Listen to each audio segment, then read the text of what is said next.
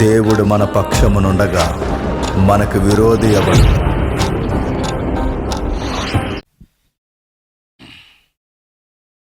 చిన్న ప్రార్థన చేసుకుందామండి. పరలోకమందున్న మా తండ్రి, మరొక్కసారి ఈ కుటుంబం ద్వారా ఈ స్థానిక ప్రజలకు మీ వాక్యాన్ని వినిపించడానికి మీరు ఇచ్చిన ఈ ధన్యతను బట్టి మీకు స్తుతులు. తను కూర్చున్న ప్రతి ఒక్కరితో మీరు మాట్లాడండి, పరోక్షంగా వింటున్న వారితో మాట్లాడండి. ఏ సంగతులు అవసరమో అవి సువార్తకు సంబంధించిన సంగతులు మాట్లాడడానికి తండ్రి మమ్మల్ని వాడుకోండి. మా మేధాశక్తితో తండ్రి మేము మాట్లాడక, మా రణగుణధనులు తండ్రి మా పరిస్థితులన్నింటినీ మీ చేతులు అప్పగిస్తున్నాం. తండ్రి కుటుంబానికి మీరు చేసిన మేలులకి కేవలం తండ్రి వారి కుటుంబాల కోసం వారు చెప్పుకోవడానికి కాదు, కానీ మీ సువార్త చెప్పడానికి ఈ వేదిక వేస్తున్నాం అన్నప్పుడు తండ్రి ప్రతిసారి ఆ మాట మా చెవులకు వినబడినప్పుడు సంతోషం. వాళ్ళకి అలాంటి హృదయాన్ని మీరు దయచేసినందుకు తండ్రి మీకు స్తుతులు స్తోత్రములు. మాతో మా అందరితో మాట్లాడండి, బలపరచండి, స్థిరపరచండి. క్రీస్తున్నామని ప్రార్థన సమర్పిస్తున్నాం తండ్రి, ఆమేన్. ఇక ఆలస్యం చేయకుండా త్వరగా కొన్ని నిలువైన సంగతులు మనం విందాం. పేతురు రాసిన మొదటి పత్రిక, అపోస్తుడైన పేతురు గారు రాసిన మొదటి పత్రిక 2వ అధ్యాయం సుమారు 1వ వచనం నుండి 10వ వచనం వరకు చదువుకుందాం.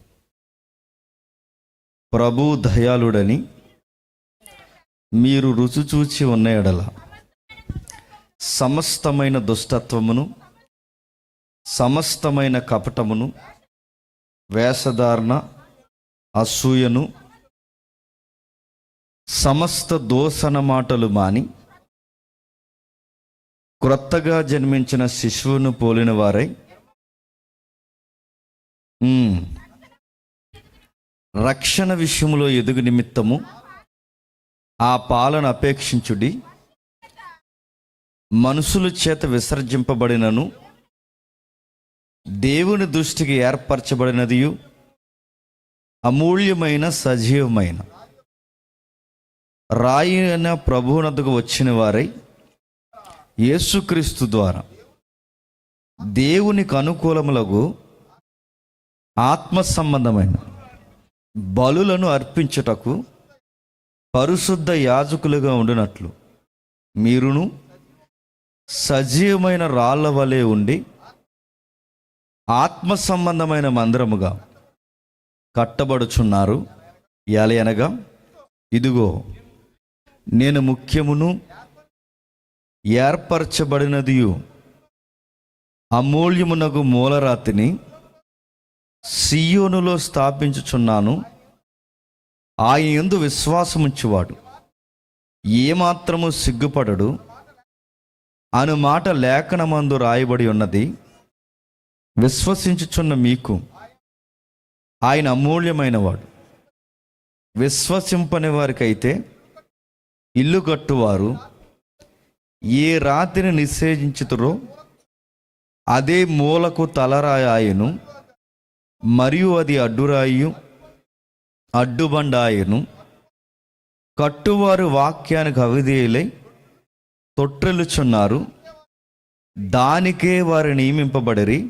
అయితే మీరు చీకటిలో నుండి ఆశ్చర్యకరమైన తన వెలుగులోనికి మిమ్మల్ని పిలిచిన వాని గుణాతిశయములను ప్రచురము చేయి నిమిత్తము ఏర్పరచబడిన వంశమును, రాజులైన యాజక సమూహమును, పరిశుద్ధ జనమును, దేవుని సొత్తైన ప్రజలై ఉన్నారు. ఒకప్పుడు ప్రజగా ఉండక ఇప్పుడు దేవుని ప్రజలైతిరి. ఒకప్పుడు కనికరింపబడక ఇప్పుడు కనికరింపబడితిరి. ఆగుదాం. అందరి దగ్గర బైబిల్ ఉందా? ఎవరి దగ్గర బైబిల్ లేకపోయినా సిగ్గు లేకుండా పక్కవారు బైబిల్ చూడండి. బైబిల్ చూస్తూ వాక్యాన్ని వినండి. సరే, తెలుగు అక్షరాలు తెలుసు కనుక చదువుకుందాం, ప్రశ్నించుకుందాం. చదివింది మనకేమన్నా అర్థమైందా? నిజాయితీ ఒప్పుకుంటే మనకేం అర్థం అవ్వలేదు, కానీ చదివాం. ఏదన్నా ఒక విషయాన్ని మనం చదువుతున్నప్పుడు దాన్ని సందర్భానుసారంగా అర్థం చేసుకునే ప్రయత్నం చేయాలి. ఆ సందర్భాన్ని గాలి కుదిలేసి ఏ వాక్యాన్ని దాని మధ్యలోంచి లాగామనుకోండి, ఆ వాక్యం మనం రక్షిస్తుందో లేదో తర్వాత విషయం, కానీ అందులో ఒకటి కలిపిన ఒకటి తీసిన ఈ పుస్తకంలో ఉన్న డిసీజులన్నీ మన మీదకి రప్పిస్తా అన్నాడు, అంటే రోగాలు. కాబట్టి వాక్యం దగ్గర తెలిస్తే తెలుసు, తెలియకపోతే తెలియదు. ఇప్పుడు మనం వాక్యాన్ని చదవం. ఈ వాక్యాన్ని మనం అర్థం చేసుకోవాలి అంటే ఇది పేతురు రాసిన మొదటి పత్రిక. పేతురు పత్రిక కాదు, ఏ పత్రిక ఏంటో మనకు అర్థం కావాలి అంటే దీని పునాదులు అపోస్తుల కార్యంలో ఉంటాయి. అంటే ఈ పత్రిక ఎందుకు రాశాడో మనకు తెలియాలంటే దీని మూలాలు అపోస్తుల కార్యంలో ఉంటాయి.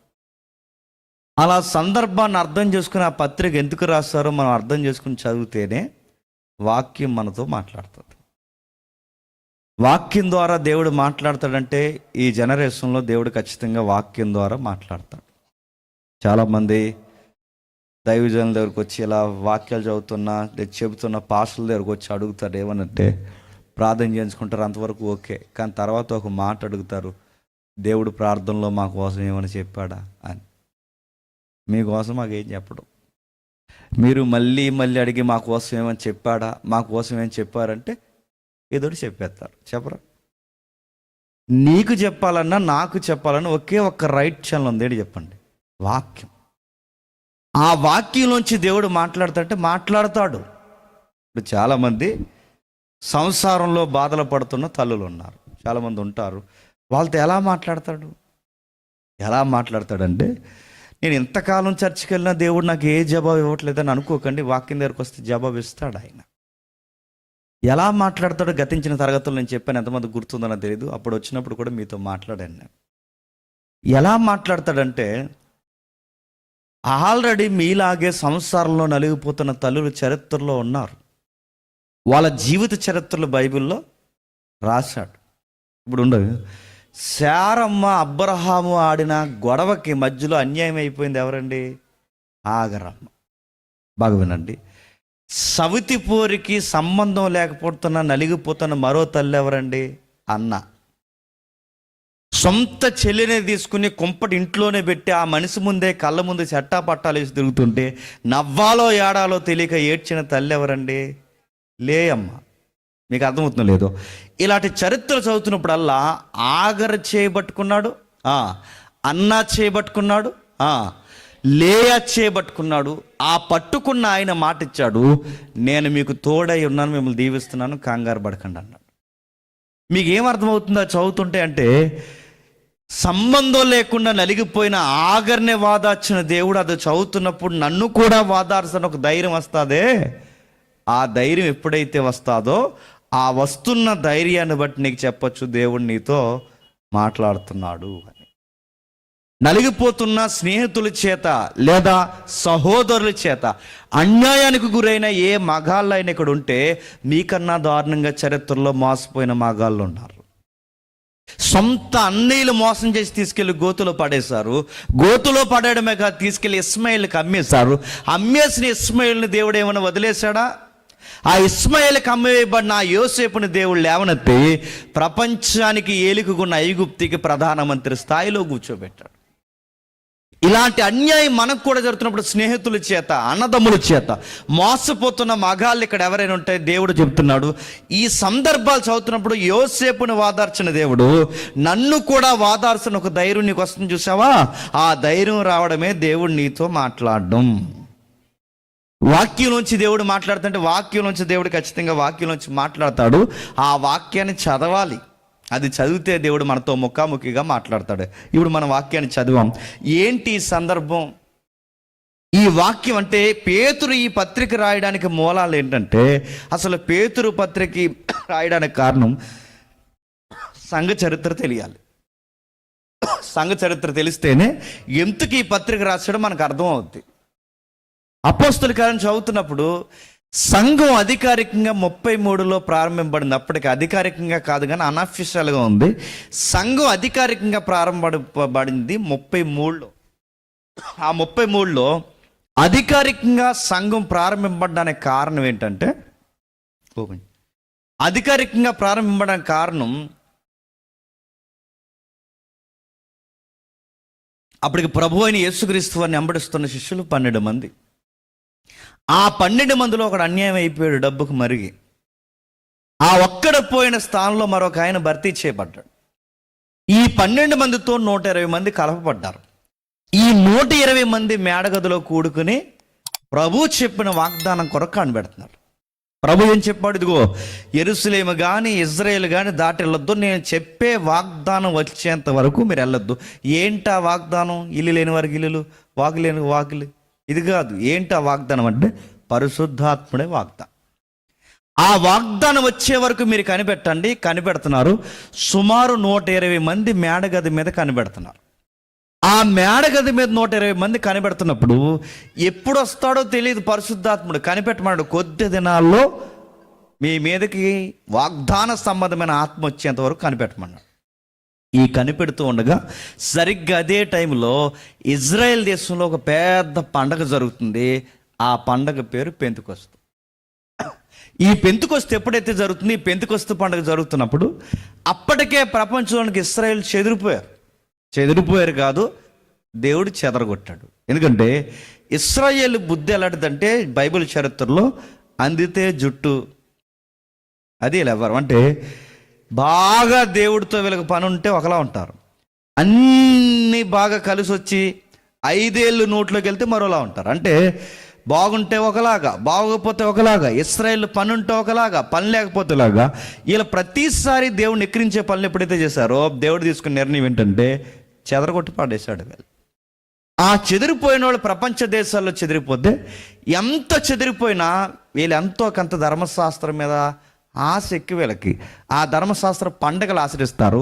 ఈ చెదిరిపోయిన వాళ్ళందరికీ తర్వాత అనిపించింది మరలా ధర్మశాస్త్రాన్ని పాటించాలి, మరలా దేవుని యొక్క సన్నిధికి పోవాలనుకున్నప్పుడు ఈ పండగలన్నిటి విషయంలో వీరు ఖచ్చితంగా ప్రపంచ దేశాల్లో ఎక్కడ వీళ్ళు చెదిరిపోయి ఉన్నా సరిగ్గా పండగ టయానికి యెరూషలేముకి వస్తారు. సరిగ్గా ఆ పండగ ఏం జరుగుతుందంటే పెంతెకొస్తు పండుగ జరుగుతుంది. నా మాటలు అర్థమవుతున్నాయిగా? అర్థమైపోయినా కొంచెం చెప్పి అర్థమైనట్టు చూడండి. 10 అయింది, తర్వాత అన్నీ అర్థమవుతాయి. సరే, ఎప్పుడైతే ఈ పెంతెకొస్తు దినానికి ఎప్పుడైతే వచ్చారో అప్పటికి పెంతెకొస్తు దినానికి ప్రపంచం నుంచి వచ్చిన ఇశ్రాయేలు జనాభా సంఖ్య 20 లక్షల మంది. ఎంత? 20 లక్షల మంది. 20 లక్షల మంది టౌన్ అంతా నిండిపోయి ఉన్నారు. 120 మంది మేడగది మీద ఉన్నారు.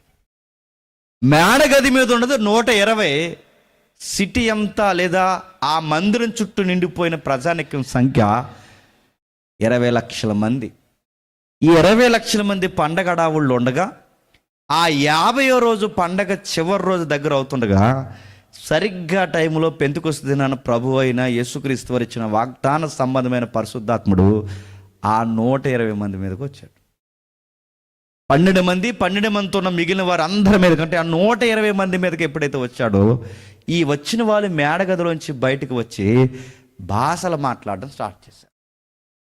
ఎప్పుడైతే వీళ్ళు మాట్లాడుతున్నారో భాష అనగానే మళ్ళీ మీరు ఎక్కడికో పోకండి, అది కాదు. అంటే అక్కడ భాషలు అనగానే ఏం మాట్లాడుతున్నారు? చెదిరిపోయి ఆ దేశాల నుంచి వచ్చారుగా, ఆయా దేశాల నుంచి వచ్చిన వారు ఆయా భాషలు మాట్లాడుతున్నారు కనుక ఆయా భాషలు మాట్లాడుతున్న వారికి వారి భాషలు అర్థమయ్యేలాగా వారి యొక్క మాతృభాష కంటే ఆ ప్రాంతాల్లో సెటిల్ అయిపోయిన భాష ఏదైతే ఉందో ఆ భాషని నిలబడిన వారు మాట్లాడుతుంటే వాళ్ళకు ప్రభు అయిన యేసుక్రీస్తు వారి కోసం అర్థమవుతుంది. అందరికీ అర్థమవుతుంది, కానీ స్థానికంగా ఉన్న యూదులకి ఇశ్రాయేలుకి అర్థమవట్లేదు. ఎందుకంటే వీళ్ళకి వచ్చిన భాషల్లో ఒకటే, ఏంటి?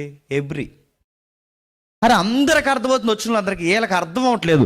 మరి వీళ్ళకి అర్థం కాకుండా వీళ్ళు ఏం చేశారంటే, అరే వీళ్ళు కొత్త మద్యం ఏదో తాగేశారా, అందుకే వీళ్ళు ఏదో కొత్తగా మాడంటే వీళ్ళకి భాష అర్థం కాకపోయేసరికి వీళ్ళు ఏమంటున్నారంటే వీళ్ళు ఏదో మద్యం తాగేస్తారనే పేరు ఎప్పుడైతే పెట్టారో అప్పుడు ఈ మాతృభాషతో వీళ్ళకి మాట్లాడకపోయేసరికి శిష్యులకి మద్యం తాగారనే పేరు ఎప్పుడైతే పెట్టారో ఆ 120 మంది నుంచి ఒక వ్యక్తి పైకి లేచాడు.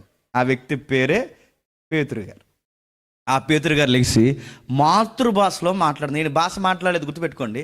12 మందిలో అన్య భాష మాట్లాడకుండా ఆ రోజు ప్రసంగం చేసింది ఎవరంటే పేతురు గారు. ఆయన భాష మాట్లాడలేదు. ఆయన నిలబడి ఇశ్రాయేలుకి అర్థమయ్యే భాష మాట్లాడుతున్నాడు. ఇశ్రాయేలుకి అర్థమయ్యే భాష ఏంటంటే హెబ్రీ.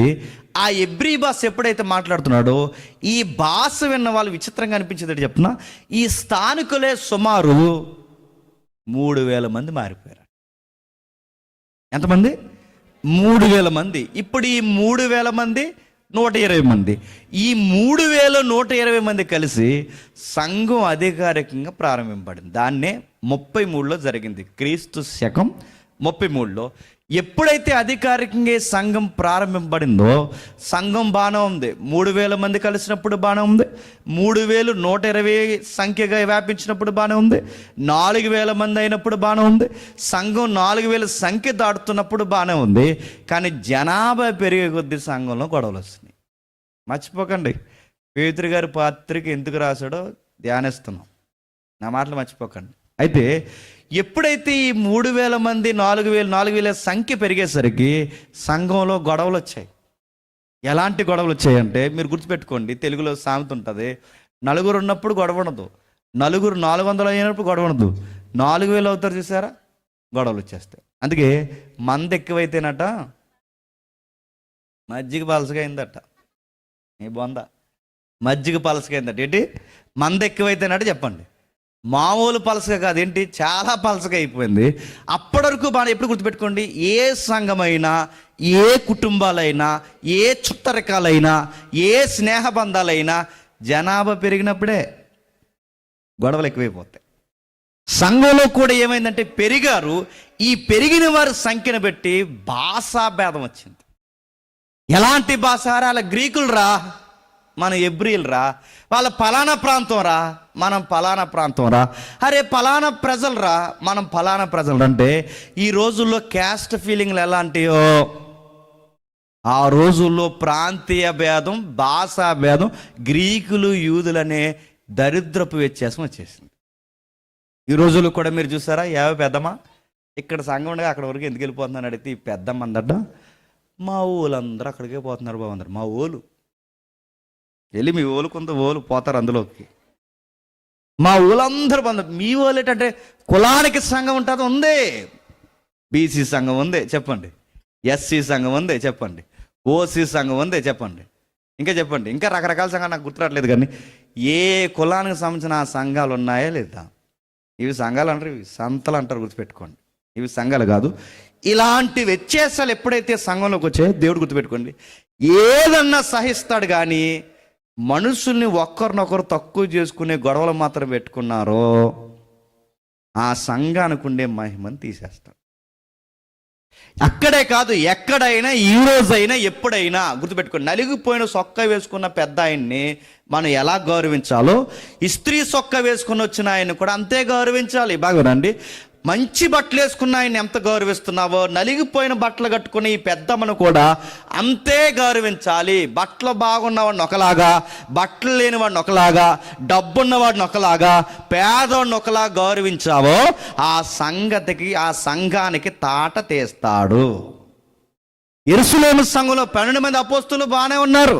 వీళ్ళు ఏం చేస్తారంటే ఇలా పెంట గొడవలు పెట్టుకుంటారు. ఎలాంటి గొడవలు?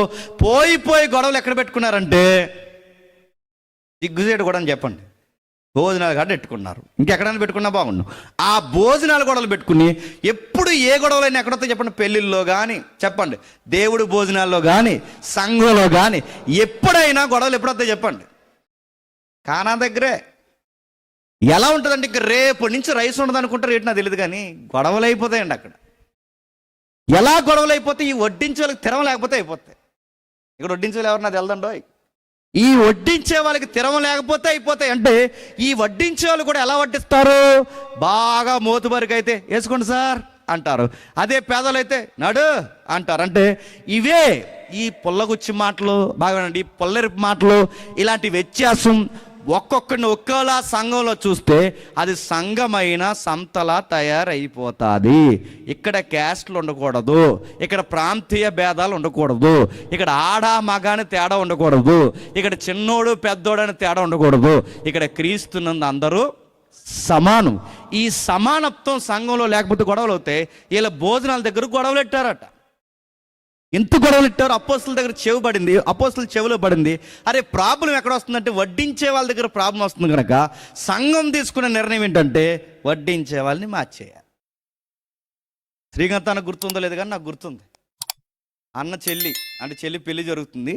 ఆ పెళ్లి జరుగుతున్నప్పుడు పెళ్లి కొడుకు తాళీకోవాలనుకుంటా వాళ్ళు భోజనాలు జరుగుతుంటే అంత డిగ్నిటీగా ఉన్నారు, గవర్నమెంట్ ఎంప్లాయీస్, అంతా బాగానే ఉంది. ఆ వచ్చిన ఆయన పెళ్లి మండపంలో గొడవడేసాడు భోజనాల దగ్గర. అన్న నేను వెళ్ళాం, దేనికి గొడవ అంటే గోంగూర పచ్చడి కోసం. బగిట్టేడేహం తినేమని అడుగుతున్నాను. ఒక పెద్దవై ఉండి నడుతున్నా, ఒక పెద్ద భోజనం దగ్గర గొడవ పెట్టుకుంటున్నట్టు ఏమనాలి? నేను ఎందుకు మాట్లాడుతున్నా చెప్పనా, ఇలాంటి నేరో మైండ్ సెట్ ఎవరికి ఉంటుందంటే చక్క పెట్టేవాళ్ళకి ఉంటుంది. అందుకే చూడండి, భోజనాలు పెట్టమని పెద్దలకు అప్పగిస్తే సంఘాల్లో ఏం చేశారట? కూరలు దాచేశారంట. కూరలు వేస్తారా డెడ్ సీప్ కానీ? కూరలు దాచేస్తారు, పెరుగు దాచేస్తారు, ఇంకా చెప్పండి నాకు గుర్తురాట్లేదు, సాంబార్ దాచేస్తారు, నడుతారు. అది వడ్డించేది మీకే ఒక ఉదార స్వభావం లేకపోతే సంఘాలు ఉంటాయా? విడిపోతాయా? విడిపోతాయి. నడుతున్నాను. మోతుబారిని ఒకలాగా, పేదోడిని ఒకలా చూడరు, అందరికీ ఒకేలా ప్రేమించాలి. బయట ఉంటాయేమో వ్యత్యాసాలు, కానీ సంఘంలో ఉండకూడదు. అందుకే చూడండి, ఎలాంటివి దాచేస్తారంటే పెరుగు బకెట్లు దాచేస్తారట. దాచేసి ఏం చేస్తారు? ఆలోలు వస్తారు, ఆలోలు. అదే వాళ్ళ కుటుంబీకులు చెప్పండి, వాళ్ళకి సంబంధించిన వాళ్ళకి వస్తారు. ఏం చేస్తారు? తినేసి పొట్ట పెంచేస్తారా? ఏం చేస్తారని అడుగుతున్నాను. వడ్డించే వాళ్ళు ఎలా ఉండాలంటే, మనం తినకపోయినా పర్లేదు, అవసరమైతే లాస్ట్లో కారం ఉప్పు జలుకునైనా మనం తినాలి, కానీ వచ్చిన వాళ్ళకి ముందు పెట్టాలి, అందరికీ సమానంగా పెట్టాలి. ఇది ఎల్డర్లకు ఉండాలి, పెద్దలకి. ఇది ఎప్పుడైతే లేదో అపోస్తులు ఏం చేశారంటే, ఈ వడ్డించే వల్ల ప్రాబ్లం వస్తుంది కనుక ఆ 7 మార్చారు. గమ్మత్తని చెప్పిన ప్రాబ్లం ఇదని 7 మార్చారు, కానీ దేవుడు 7 మార్చాలనుకోలేదు, మొత్తం చెదరగొట్టాలనుకున్నాడు. 7 మార్చాలనుకోలేదు. దేవుడు ఆ గొడవకు కోరుకునే రిజల్ట్ ఏంటి చెప్పిన, ఒక వాడబడుతున్న ఒక దైవజనుని తీసుకొచ్చి నడి బజార్లో నిలబెట్టి రాళ్ళ దెబ్బ చేత చంపించే సావుని దేవుడు కోరుకున్నాడు. వీళ్ళేమనుకున్నారంటే గమనించండి, వీళ్ళేమనుకున్నారంటే 7 మార్చేసాం, 7 మార్చినా అసలు ప్రజల్లో ఒక్కసారి ముసలం స్టార్ట్ అవుతే ఆగదక.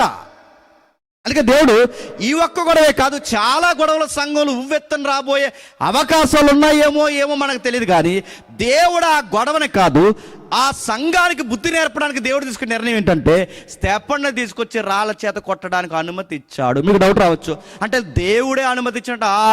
దేవుని అనుమతి లేనిదే చెప్పండి, తల వెంట్రుకల్లో చెప్పండి ఒక ఎంట్రుక కూడా రాలదు. ఆయన సెలవు లేకుండా గుర్తుపెట్టుకోండి, సింహాల బోన్లో దానియేలు సింహాలు ఏమైనా చేశాయా? చేయలేదు. అడుగుతున్నాను, సింహాల బోన్లోనే కాదు, అగ్ని గంధకాల్లో దానియేలు స్నేహితులు కాలేరా? అంటే మీకు ఏమర్థమవుతుంది? అగ్ని గంధకాల్లో దానియేలు స్నేహితుల్ని కాపాడిన దేవుడు, సింహాల బోన్లో దానియేలుని కాపాడిన దేవుడు, రాళ్ల దెబ్బల నుంచి స్టెఫన్ ఎందుకు దేవుడు కాపాడలేదు? ఎందుకంటే సంఘాన్ని చెదరగొట్టాలి. ఆ చెదరగొట్టడానికి దేవుడు తీసుకున్న నిర్ణయం ఏంటంటే స్టెఫను చావును కోరాడు. స్టెఫను చనిపోయాడు లేదో సమాధి చేసి ఇలా వచ్చే లోపు వినబడిన మరొక వార్త ఏంటంటే ఇళ్ళల మీద ఒక వ్యక్తి అడిగిపోతున్నాడు మీద. ఆ వ్యక్తి పేరు సౌలు. ఎందుకు ఇళ్ళల మీద దాడి చేస్తున్నాడు? ఎందుకంటే ఏ ఇంట్లో ప్రార్థన చేస్తుందో ఆ ఇంట్లో దాడి చేయడం మొదలెట్టాడు. ఆ ఇళ్ళల్లో స్త్రీలని కానీ పురుషులని కానీ తారతమ్యం లేకుండా జుట్టు పట్టుకుని బయటికి లాక్కొస్తాడు. లాక్కొచ్చి ఈ వ్యక్తి ఇదే జీవనాధారం అనుకున్నట్టు, ఇదే జీవితం అన్నట్టు ఆడోళ్ళను కూడా చూడకుండా దారుణంగా కుక్కలు ఈడ్చినట్టు ఈడుస్తున్నాడట. ఈ వార్త బాగా స్టెఫను సమాధి ఇంకా ఆరలేదు, ఈ లోపు దాడులు స్టార్ట్ అయ్యాయి. ఇంకా ముంజద్యాలకు వెళ్తే మనకు అర్థమైంది ఏంటంటే సౌలే బెడదగా తయారయ్యాడు అనుకుంటే గవర్నమెంట్ కూడా వ్యతిరేకమైపోయింది. ఆ మాటలు మీకు అర్థమవుతుందో మర్చిపోకండి. పేతురు పత్రిక ఎందుకు రాసాడు చూస్తున్నాం, మర్చిపోకండి. ఓకే, ఎప్పుడైతే బాగుండండి ఈ సౌలు దాడి తర్వాత గవర్నమెంట్ దాడి పెరిగిపోయింది. ఈ దెబ్బకి తలకాయని లేపేయడం స్టార్ట్ చేశారు. అందులో ఒక తలకాయని లేపేసే ప్రయత్నం ఏంటో తెలుసా? పేతురు, యాకోబు, యోహాను, ఇవి మెయిన్ తలకాయలు. ఇందులో యాకోబుని తీసేశారు.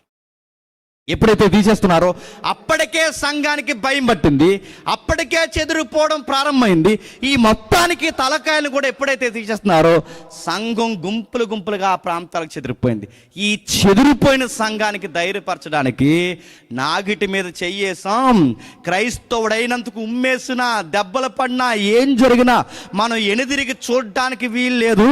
క్రీస్తుని మనం నమ్మినందుకు శ్రమ అనుభవించడానికి మనం పిలువబడ్డాం తప్ప శ్రమలకి బాధలకి బెదిరిపోయి పారిపోవాల్సిన అవసరం లేదు. ఎక్కడున్న విశ్వాసంలో గట్టిగా ఉండండి. మేము ప్రభు కొరకు ప్రాణాలు పెట్టడానికి సిద్ధంగా ఉన్నాం. ఇదిగో వాడబారని కిరీటము, నిలువరమైన గుడారము ఇక్కడ మనకు లేదు, కానీ రాబోతున్న యుగాలు ఉన్నాయి. మీరు ధైర్యంగా ఉండండి. మీ భుజాల మీద ఒక బాధ్యత ఉంది. అది నేను తెలియజేస్తున్నాను. చెదిరిపోయిన సంఘానికి ధైర్యం చెప్పడానికి రాసిన పత్రికే చెప్పండి, పేతురు రాసిన మొదటి పత్రిక. ఇది దీని బ్యాక్గ్రౌండ్. ఇంకా అర్థమైనట్టే. ఇది దీని బ్యాక్గ్రౌండ్. అంటే ఇలాంటి ఉద్దేశంతో, అంటే చెదిరిపోయిన సంఘాన్ని స్థిరపరచడానికి ఇలాంటి ఉద్దేశంతో రాశాడు. రాస్తూ ఏమంటాడంటే మూలరాయి అని. ఈ మూలరాయిని సియోన్లో స్థాపించాడట. సియోన్లో ఈ మూలరాయిని స్థాపిస్తే ఈ మూలరాయి మీద కట్టబడాల్సిన వారు కట్టబడకుండా ఆ రాయే మాకు వద్దన్నారు. ఎవరు వాళ్ళు? 8వ వచనంలో రాస్తున్నారు చూడండి. కట్టువారు వాక్యానికి అవిధేయులై తొట్టిల్లుచున్నారు, దానికే వారిని బాగా వినండి. ఎవరు కడుతున్నారు, ఎవరు తొట్టిల్లారు, దానికే నియమింపబడిన వారు ఎవరు? ఈ నియమింపబడిన వారు చేయలేని పనిని గురించి పేతురు ఎందుకు ఈ పత్రికలో రాస్తున్నాడు? ఈ రాయబడిన సంగతులు ఎందుకు కొత్త నిబంధనలో దేవుడు చొప్పించాడు? ఈ చొప్పించిన సంగతులు ఈ రాత్రి మనతో ఎందుకు మాట్లాడుతున్నాడు? ఇది దేవుడు మాట్లాడడం అంటే. ఇది మీకు అర్థమైతే దేవుని వాక్యం ఎలా మాట్లాడుతుందో మనకు తెలుస్తుంది. ఇప్పుడు బాగునండి. ఎందుకు రాస్తున్నాడు? కట్టేవారెవరు, ఆ అవిధేయులు ఎవరు, ఆ పడిపోయిన వాళ్ళు ఎవరు, వాళ్ళు చేస్తున్న తప్పులు ఈ సంఘానికి ఎందుకు చూపిస్తున్నాడు? వాళ్ళు నిలబడలేని స్థానాన్ని వీళ్ళకెందుకు చూపిస్తూ నిలబడమంటున్నాడు? ఏంటి కథనం అంతా మనకు తెలియాలి అంటే ఇలానే ఉంచి ఒక 20 నిమిషాల తర్వాత ఇక్కడికి వద్దాం. ఇలానే ఉంచి ఒక్కసారి నిర్గమాకాండం రండి. నిర్గమాకాండము 19వ అధ్యాయం, త్వరగా నిర్గమాకాండం 19వ అధ్యాయం, నిర్గమాకాండం 19వ అధ్యాయం 4, 5, 6 వచనాలను చూడండి. నిర్గమాకాండం 19వ అధ్యాయం. నేను ఐగుప్తీలకు ఏమి చేసితునో మిమ్మల్ని గెద్దరెక్కల మీద మోసి నా యొద్దకు మిమ్మల్ని ఎట్లా చేర్చుకుంటునో మీరు చూసితిరి. కాగా మీరు నా మాట శ్రద్ధగా విని నా నిబంధన అనుసరించి నడిచిన యెడల మీరు సమస్త దేశములో నాకు స్వకీయ సంపాద్యమగుదురు. సమస్త భూమి నాదే కదా. మీరు నాకు యాజక రూపకమైన రాజ్యముగాను పరిశుద్ధమైన జనాంగముగాను ఉందరని చెప్పిన. జాగ్రత్తగా వినండి. ఆ 19వ అధ్యాయం 6వ వచనం చదువుతుంటే ఎక్కడో ఇందాక చదివాం. ఎక్కడా? మరలా బాగా వినండి. సమస్త భూమి నాదే కదా, మీరు నాకు యాజక రూపకమైన రాజ్యముగాను పరిశుద్ధమైన జనముగాను ఉందురని చెప్పిన ఈ మాట ఇందాక ఎక్కడో చదివాం. ఎక్కడా? పేతురు పత్రిక చదివి. ఇప్పుడు అండి, పేతురు ఎందుకు రాశాడో తెలుసుకోవడానికి ఎక్కడికి వచ్చాం? నిర్గమాకాండకు వచ్చాం. ఇప్పుడు బాగా వినండి. నిర్గమాకాండంలో మోసే గారు ఈ మాట ఎందుకు రాస్తున్నారు? వచ్చారు ఇవాళ నా చేతిలో చెప్పండి. ఈయన ఎందుకు రాస్తున్నాడు ఈ మాట? ఎందుకు రాస్తున్నాడు? బాగా వినాలి, మర్చిపోకండి. ఏ వాక్యాన్ని మనం కదిపినా దానికి కాంటెక్స్ట్ అంటారు, దాన్నే సందర్భము. అది ఖచ్చితంగా తెలుసుకోవాలి. ఏంటి సందర్భం అంటే ఈ పుస్తకం పేరేంటి చెప్పండి. చెప్పండి. ఈ పుస్తకం ఇప్పుడు మనం చదివిన 19వ అధ్యాయానికి ఉన్న పుస్తకం పేరేంటి? అది చెప్పండి. ఏ కాండం? చెప్పండి. నిర్గమాకాండం. ఏ కాండం చెప్పండి? నిర్గమాకాండం. నిర్గమాకాండం అంటే ఏంటి? చచ్చారు చెప్పండి. నిర్గమాకాండం అంటే ఏంటి? మరి ఎన్ని సంవత్సరం చేస్తున్నారు చర్చకి? చెప్పండి. అడుగుతున్నాను. చాలా కామెడీ చేస్తున్నారు రాత్రి మీరు. నిర్గమాకాండం పదాజ్ఞ ఉంటే ఆ కాండమా? నిర్గమాకాండం అంటే చెప్తానండి. నిర్గమాకాండం అంటే దాటిపోవుట. నిర్గమ అంటే ఏంటి చెప్పండి? దాటిపోవుట. ఏం దాటిపోవుట? ఐగుప్తిని దాటిపోవుట, బాగునండి, ఎర్ర సముద్రం దాటిపోవుట, ఫరో అధికారాన్ని దాటిపోవుట, ఏదైతే కనబడుతుందో యార్దాన్ని దాటిపోవుట, పాపాన్ని దాటిపోవుట, మరణాన్ని దాటిపోవుట. అంటే ఈ దాటిపోయే సంగతులని నమోదు చేసిన పుస్తకం ఏంటి? నిర్గమకాండం. అంటే దాటిపోయే సంగతులన్నీ ఈ పుస్తకం నమోదు చేస్తుంది కనుక ఈ పుస్తకానికి పెద్దలు పెట్టిన పేరేంటంటే దాటిపోయే సంగతులు చెప్తుంది కనుక దీని పేరు నిర్గమకాండం అండి. ఇది నిర్గమకాండం అయితే దీనికి ముందున్న పుస్తకం ఏంటి? ఇప్పుడు చెప్పండి, ఆదికాండం అంటే ఏంటి? ఇది ఎలా ఉందంటే, ఆదికాండం అంటే మొన్న ఈ చాలదికని చెప్పని అడిగితే ఆవిడేముందంటే ఆదికాండం అంటే ఆదికాండం అని నడుతున్నాను. నిర్గమకాండానికి ఎలాగైతే అర్థం ఉందో ఆదికాండం ఏంటంటే భూమి ఎలా పుట్టింది, సూర్యుడు ఎలా పుట్టాడు, మనిషి ఎలా పుట్టాడు, గడ్డి ఎలా పుట్టింది, వృక్షాలు ఎలా పుట్టాయి, పక్షులు ఎలా పుట్టాయి, ప్రతి దానికి ఆది ఎలా వచ్చిందో చెప్పే పుస్తకం అది ఆదికాండం. అంటే ఆదికాండం అంటే ఏదన్నా ఆది ఎలా ప్రారంభమైంది, కాలము, పదార్థము, మనిషి, సంస్కృతి, ప్రపంచము, ప్రతి విషయాలు చెప్పేది ఆదికాండం కనుక దాని పేరు ఆదికాండము. ఆదికాండంలో ఏం జరిగిందంటే ఇద్దరు మనుషులను దేవుడు పుట్టించాడు. ఎవరు ఆ మనుషులు? ప్రారంభంలో ఆదామవులు. వీళ్ళు ఏం చేస్తారు మీకు తెలుసు, బాగా వినండి. వీళ్ళు ఏం చేశారంటే దేవుని మాటను తృణీకరించడమే కాదు, ఎక్కిరించే పని చేశారు. దేవుని ఎక్కిరించే పని ఎప్పుడైతే చేశారో ఆదాము, బాగున్నాడు, ఆదాము ఎప్పుడైతే గాడి తప్పిపోయాడో, ఆదాము గాడి తప్పిపోయిన తర్వాత ఆదాముకు పుట్టిన కుటుంబంలో కూడా గలిబిలి ప్రారంభం అయిపోయింది. సగం మంచి, సగం చెడు, సగం దైవత్వం, సగం భక్తిహీనత వైపు కొందరు, భక్తి లేని వారు కొందరు, ఇలాంటి వారు భక్తి ఉన్న వారు కొందరు, భక్తి లేని వారు కొందరు, రకరకాల కుమ్ములాట ఆది కుటుంబంలోనే ప్రారంభమైపోయాయి. తర్వాత ఏం జరిగిందో మనకు తెలుసు. ఆదామవ్వల డిస్టర్బెన్స్ అయితే ఆ డిస్టర్బెన్స్ అయిన ఆ స్వభావంలోంచి పుట్టుకొచ్చిన వారు ఎవరు చెప్పండి? కయ్యను. ఆ కయ్యను స్వభావంలో బాగానండి హేబేలు, క్షమించండి, ఆ కయ్యను పుట్టిన తర్వాత ఏబేలు. ఆ ఏబేలు ఈ కయ్యను గాడు ఏం చేశాడో మనకు తెలుసు, చంపేశాడు. చంపేసిన తర్వాత ఏమైంది? తర్వాత జనరేషన్ ప్రారంభమయ్యారు. ఎలా ప్రారంభమయ్యారు? సేతు ద్వారా జనాంగం ప్రారంభమైన జనాభా ఎలా తయారైందంటే నరుల హృదయం బాల్యం నుంచే చెప్పండి చెడ్డదైపోయిందంట. నరు హృదయం ఎప్పుడైతే చెడ్డదైపోయిందో దేవుడు తీసుకున్న నిర్ణయం జలప్రలయాన్ని రప్పించాడు. ఆ జలప్రలయంలో నరులను చంపేశాడు. ఓ కుటుంబం అరారాతు కొండ మీద ఆగింది.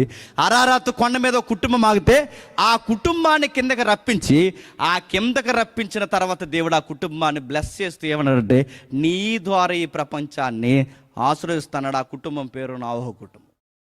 ఆశీర్వదిస్తాను దేవుడు ఆ కుటుంబాన్ని నిలబడితే ఆ కుటుంబం ఉన్నంత తర్వాత కుటుంబం అభివృద్ధి పొందితే ఈ కుటుంబం అరారాతు కొండ మీద ఎక్కడ తిరిగిందంటే 2 నదుల మధ్య తిరిగింది. ప్రస్తుతానికి యుద్ధం జరుగుతుంది చూసారా, ఇరాన్ అక్కడికే దిగింది. దాన్నే మెస్సపటోమియా అంటారు. దాన్నే ప్రపంచ మొట్టమొదటి నాగరికత. ఆ కిందకు వస్తే ఆ పై ప్రాంతాలకు పోతే ఈ అరారాతు కొండల కిందకు వస్తే ఆ కింద ఈ 2 మహానదులు ఉంటాయి. దాన్నే యూఫ్రటీస్, టైగ్రిస్ అంటారు. దాన్నే హిద్కియలు, ఫరాతు. ఈ 2 నదుల మధ్య సారవంతమైన నేల కనుక మొట్టమొదటి మనుషులు ఏం చేశారంటే తెస్టేసి ఓ పెద్ద గోపురం కట్టారు. ఆ గోపురం కడుతున్నప్పుడు ఏం చేస్తారంటే గమనించండి. ఈ గోపురం కట్టారంటే ఈ గోపురంలో ఏం చేద్దామని వీళ్ళు చెప్పండి. గోపురం కట్టి చెప్పండి, ఆ గోపురం కట్టి అందులో కాపురం పెడదామని కాదు, గుర్తుపెట్టుకోండి. ఆ గోపురం చుట్టూ కాపురాలు పెట్టారట. అంటే అక్కడో కొన్ని ఇల్లులు, అక్కడో కొన్ని ఇల్లు, చుట్టూ ఇల్లులు కట్టి మధ్యలో కట్టారు. ఇల్లులు కట్టారంటే ఇళ్లలో ఎవరు ఉండడానికి? మనుషులు ఉండడానికి. గోపురం కట్టారంటే గోపురంలో ఎవరు ఉండడానికి?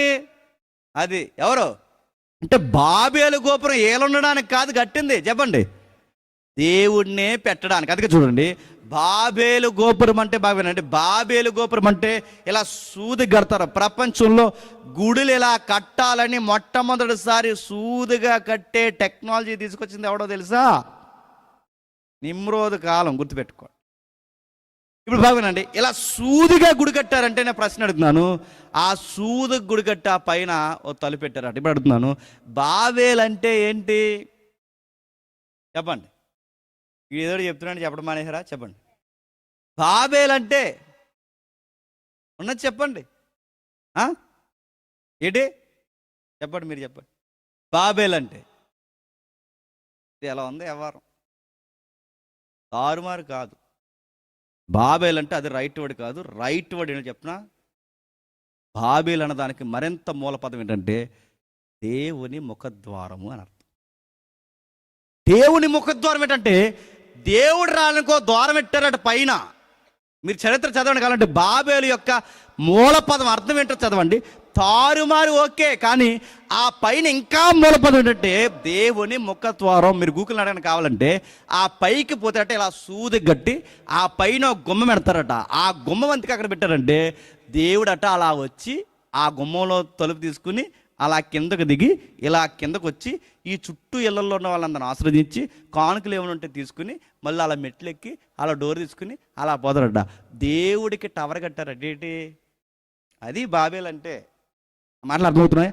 అందుకే ప్రపంచంలో ఏ గుడినైనా మీరు చూడండి, సూదు గట్టి ఆ పైన తలుపు పెడతారు గుమ్మం. మీరు కావాలని చూడండి, దేనికి ఇట్టారు ఆ గుమ్మని అడగండి. హిస్టరీలో దేవుడు వస్తాడని, దేవుడు అలా వస్తాడని అలా ఫిలాసఫీ పెట్టారు.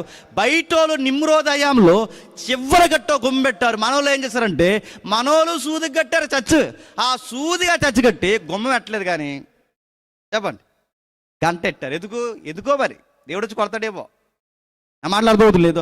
ఏదైనా చూడండి, ఎందుకు కడుతున్నారు? సూదికి ఎందుకు కట్టాలి, అక్కడ గుమ్మాలు ఎందుకు పెట్టాలి, అక్కడ గంటలు ఎందుకు పెట్టాలి? వీటి వెనకాల భయంకరమైన ఐడియల్ వర్షిప్ ఉంది. ఆ వర్షిప్లోంచి వీళ్ళు ఏం చేసినట్టు దేవుడికే నివాసం కట్టి, దేవుడినే గుప్పిల్లో పెట్టుకుని, దేవుడినే జేబుల్లో పెట్టుకుని దీవించేలాగా దేవుడికే లంచాలు ఇచ్చే ఈ కార్యక్రమం ఎప్పుడైతే పెట్టారో దేవుడు వచ్చాడు, చెదరగొట్టాడు. ఈ చెదిరిపోయిన వాళ్ళందరూ బాగా వినండి, ఆయా ప్రాంతాలకు చెదిరిపోయారు. ఈ చెదిరిపోయిన అందరూ బాగా వినాలి, నేను త్వరగా ముగిస్తాను. ఈ చెదిరిపోయిన నదులకు పారిపోయారు, గుట్టలకు పారిపోయారు, చెట్లకు పారిపోయారు, పచ్చని మైదానాలకు పారిపోయారు, ఎక్కడైతే సముద్ర తీర ప్రాంతంలో ఈ ప్రాంతాలకు పారిపోయారు. ఈ పారిపోయిన వాళ్ళందరూ గుంపులుగా పోయి ఆ గుంపులు వ్యాపిస్తే ఆ గుంపులన్నీ కలిసి ఒక్కొక్క గుంపు ఒక్కొక్క దేశం అయ్యాయి. ఒక్కొక్క దేశానికి ఒక్కొక్క భాష వచ్చింది. ఇలా తారుమారైపోయి దేశాలుగా ప్రాంతాలుగా ఎప్పుడైతే తిడిపోయారో వెళ్ళిపోయిన వాళ్ళందరికీ ఒక కుతూహలం ఉంది. ఆ కుతూహలం ఏంటంటే మళ్ళీ దేవుడితో కనెక్ట్ అవ్వాలి. దేవుడితో మళ్ళీ కనెక్ట్ అవ్వడానికి విశ్వ ప్రయత్నాలు చేస్తున్నారు. కానీ దేవుడితో వచ్చిన గుణం ఏంటంటే, దేవుడితో వచ్చిన బాధాకరమైన విషయం ఏంటంటే, మనం పాపం చేసే కొలిది దేవుడు దగ్గర అవడు. చెప్పండి, దూరం అవుతాడు. మనిషి పాపంలో మునిగిపోయే కొలిది దేవుడు దూరం అయ్యాడు. దేవుని స్వరం దూరమైంది, దేవుని సన్నిధి దూరమైంది. ఎప్పుడైతే దేవుడు దూరం అయ్యారో మనుషులు దేవుడిని ఎతకడం ప్రారంభించారు. ఈ ఎతుకులాట్లో మనిషికి ఉండే ఆతృత ఏంటంటే తడువులాడి దేవుని కనుగోలనుకుంటారు. ఏదోలాగా తణువులంటే ఏదోలా దేవుడిని ఎతకాలి, ఏదోలా. ఆ ఎతకడానికి బలులు ఇచ్చారు, నదులకు మొక్కారు, రకరకాల ప్రయత్నాలు చేశారు. ఆ దేవుని ఎతుకుతుంటే ఇంకా ఎలాగో దేవుడు దొరకట్లేదు కనుక దేవుడిని ఏలే తయారు చేయడం మొదలెట్టారు. ఎలా తయారు చేశారు? ఉదయాన్నే మనకు వెలుగు వస్తుంది కనుక ఈ వెలుగిచ్చేది ఎవరు? సూర్యుడు దేవుడు అయ్యాడు. గాలి వల్ల బతుకుతున్నాం కనుక గాలి ఏమైంది? గాలి దేవుడు. భూమి వల్ల బతుకుతున్నానికి భూమి ఏమైంది? వర్షం వల్ల బతుకడానికి వర్షం ఏమైంది? అలా దేవుడు అంటే దేవుడికి కావాలి. ఆ దేవుడిని ప్రకృతిలో ఎతికి ఇవే దేవుళ్ళని ఎప్పుడైతే పేర్లు పెట్టారో అప్పుడు దేవుడు తీసుకున్న నిర్ణయం మరలా బాగానండి, ఈ ప్రపంచంతో ఈ ప్రపంచ దేశాలతో కనెక్ట్ అవ్వాలనుకున్నాడు. అలా కనెక్ట్ అవ్వడానికి దేవుడు అబ్రహాం అనే ఒక వ్యక్తిని చెప్పండి ఎంపిక చేశాడు. ఆ అబ్రహామును దేవుడు ఎంపిక చేసి అబ్రహాంకు మాట ఇచ్చాడు, నీ సంతానం ద్వారా ఈ ప్రపంచాన్ని ఆశ్రదిస్తాను, నీ సంతానం ద్వారా ఈ ప్రపంచాన్ని ఆశ్రదిస్తానని అబ్రహాంకు మాటిస్తే ఆ సంతానం ఏమయ్యారు? ఐగుప్తికి బానిసలు అయ్యారు. ఐగుప్తికి ఎప్పుడైతే బానిసలు అయ్యారో ఆ బానిసలు అయిపోయిన ఐగుప్తిని 430 సంవత్సరాలు అక్కడ బానిసలు ఉంటే ఆ బానిసల్ని ఒక నాయకుడి ద్వారా విడిపించి బయటికి తీసుకొచ్చిన తర్వాత జరిగిన వైనాన్ని సేనాయి పర్వతం దగ్గర ఆ పర్వత ప్రాంతాల్లో నిలబెట్టి అప్పుడు మాట్లాడుతున్నాడు. ఆ మాట్లాడుతున్న సందర్భమే చెప్పండి నిర్గమాకాండం 19వ అధ్యాయం. ఏం మాట్లాడుతున్నాడో ఒకసారి చూద్దాం. ఆ పర్వతం మీదకి వెళ్ళే ముందు ఏం మాట్లాడుతున్నాడో ఒకసారి చూద్దాం. 19వ అధ్యాయం 4-5 వచనాలు. నేను ఐగుప్తీయులకి ఏమి చేసితునో మిమ్మల్ని గెద్దరెక్కల మీద మోసి నా యొద్దకు మిమ్మల్ని ఎట్లు చేర్చుకుంటునో మీరు చూసారు. మిమ్మల్ని ఎలా తీసుకొచ్చాను? ఇశ్రాయేలు అని మిమ్మల్ని ఎలా అంటే గెద్ద తన పిల్లల్ని రెక్కల మీదకి ఎక్కించుకుంటే ఎంత సేఫ్టీగా తీసుకొస్తాదో అంత బాగా మిమ్మల్ని తీసుకొచ్చారు. అంటే మీరు ప్రపంచ చరిత్ర, ఇజ్రాయేల్ చరిత్ర ఇప్పుడు కాదు, ఎప్పుడుదో ఇశ్రాయేలు యొక్క ప్రారంభపు స్వతంత్రం 1948-47 స్వతంత్రం కాదు నేను మాట్లాడుతుంటా. ప్రారంభపు స్వతంత్రం అంటే వాళ్ళకి ఐగుప్తి నుంచి వాళ్ళకి స్వతంత్రం వచ్చినప్పుడు ప్రారంభంలో ఇశ్రాయేల్కి వచ్చిన స్వతంత్రం ఈ ప్రపంచంలో ఏ దేశానికి అలాంటి స్వతంత్రం రాలేదు. వాళ్ళకి ఎలాంటి స్వతంత్రం వచ్చిందో తెలుసా? వాళ్ళకి వచ్చిన స్వేచ్ఛ ఏ దేశానికి రాలేదు. ఏ దేశానికైనా స్వతంత్రం రావాలి అంటే ఆ దేశంలో చాలామంది పెద్దోళ్ళు చనిపోతే కానీ స్వతంత్రం రాలేదు. మీరు కావాలంటే చదవండి. గాంధీ లాంటి వారు చనిపోయారు, సుభాష్ చంద్రబోస్ లాంటి పెద్ద ఆయన చనిపోయారు, అతివాదులు మితవాదులు చనిపోయారు, నోరొచ్చి మాట్లాడిన వారు చనిపోయారు, నోరు కట్టుకుని ఆకలి కట్టుకుని మా దేశాన్ని ఇవ్వండి అన్న మితవాదులు చనిపోయారు, అతివాదులు చనిపోయారు, మితవాదులు చనిపోయారు. ఈ 2 రకాల వారు చనిపోతే కానీ దేశానికి, చెప్పండి, మన దేశానికి కాదు, ఈవెన్ అమెరికాకి, నల్లజాతీయులకు కానీ ఎక్కడ పొండి, బ్రిటన్ దేశం కింద నలిగిపోయిన ప్రతి దేశానికి, ఆయా దేశాల చరిత్రలు ఎక్కడికి మీరు పొండి, ఎవరో ఒకరు చనిపోతే కానీ దేశానికి ఏం రాలేదు చెప్పండి, స్వతంత్రం రాలేదు. కానీ గమ్మత్తని చెప్పిన, ఇశ్రాయేలీలు ఒక్కరు కూడా చనిపోకుండా, చెమట పట్టకుండా, బట్ట మాయకుండా, చెప్పులు అరగకుండా రాత్రికి రాత్రి ఒక పండగ చేసుకుని ఆ పండగలో ఒక పాట పాడుకుంటే వాళ్ళకి స్వతంత్రం వచ్చిందట. ఆ పండగ పేరు పస్కా. వాళ్ళ పాట పాడిన పాటల పేరు పస్కా పాటలు. ఆ పాటలు పాడుకుని పండగ చేసుకుంటే గెద్ద రెక్కల మీద తన పిల్లల్ని గెద్దలు ఎక్కించుకుని సేఫ్టీగా ల్యాండ్ అవుద్దో అలా తీసుకొచ్చాను ఇక్కడికి మిమ్మల్ని అన్నాడు. ఇంత సేఫ్టీగా ఎందుకు తీసుకొచ్చా ప్రభు అంటే 10 తెగుళ్ళు పుట్టించి ఐగుప్తికి ఏమి చేసినో మీ కల్లారా మీరు చూసారు. వారు సూర్యుడు దేవుడు అన్నారు, సూర్యుడిని ఆపేశా. వాళ్ళు నదులు దేవుళ్ళు అన్నారు, నదుల్ని ఆపేశాను. వాళ్ళు ఏదైతే గాలి దేవుడు అలా గాలిని రేపి పేలు పుట్టించాను. వాళ్ళ భూమి దేవుడు అన్నారు, భూమి పండకుండా చేశాను. వాళ్ళు ఏదైతే దేవుళ్ళు అన్నారో అవన్నీ మీ దేవుళ్ళు మిమ్మల్ని కాపాడలేరని 10 తెగుళ్ళు ఐగుప్తీలకి మీకు చూపించాను మీ కళ్ళ ఎదుట. 10వ తెగులు ఏంటంటే వాళ్ళకి ఫరో దేవుడు, ఆ ఫరో సంతానాన్ని కూడా చెప్పండి చంపేశాను. ఇలా 10 తెగుళ్ళు మీ కళ్ళ ఎదురు చేస్తున్నప్పుడు మీకు ఎందుకు అంటే ఐగుప్తిలో ఫరో సంతానం చనిపోయారు, ఐగుప్తీలు చనిపోయారు, ఐగుప్తి జంతువులు చనిపోయాయి. కానీ మీకు ఏమవకుండా నేను ఎందుకు తీసుకొచ్చానంటే మీరు నా మాట వినాలి. ఏమనాలట? కాగా మీరు నా మాట విని నా నిబంధన అనుసరించి నడిచిన యెడల సమస్త దేశాలు నాకే జనులు. అయితే ఈ జనాల్లో మీరు నాకు స్వకీయ సంపాద్యం అవ్వాలి అంటే మాట వినాలి. ఆ మాట మీకు అర్థమవుతుంది లేదు అంటే సమస్త దేశాలకి ఇప్పుడు సువార్త వెళ్ళాలి, సమస్త దేశాలకి నేనేంటో చెప్పాలి, సమస్త దేశాల్లో యెహోవా అంటేటో తెలియాలి. ఏంటో తెలియాలి అంటే ముందు నేనేంటో మీకు తెలిస్తే మీరెళ్ళి చెప్పండి, వాళ్ళందరికీ చెప్పాలి. అందుకు నేను ఏం చేశానంటే మిమ్మల్ని పిలిచాను, 10 తెగుళ్ళ చేత ఐగుప్తీల్ని అదుపు చేసి మిమ్మల్ని బయటికి రప్పించి మిమ్మల్ని ఏం చేస్తున్నానంటే నా నిబంధన అనుసరించి నడవాలని మీకు ఒక నిబంధన ఏర్పాటు చేస్తున్నాను.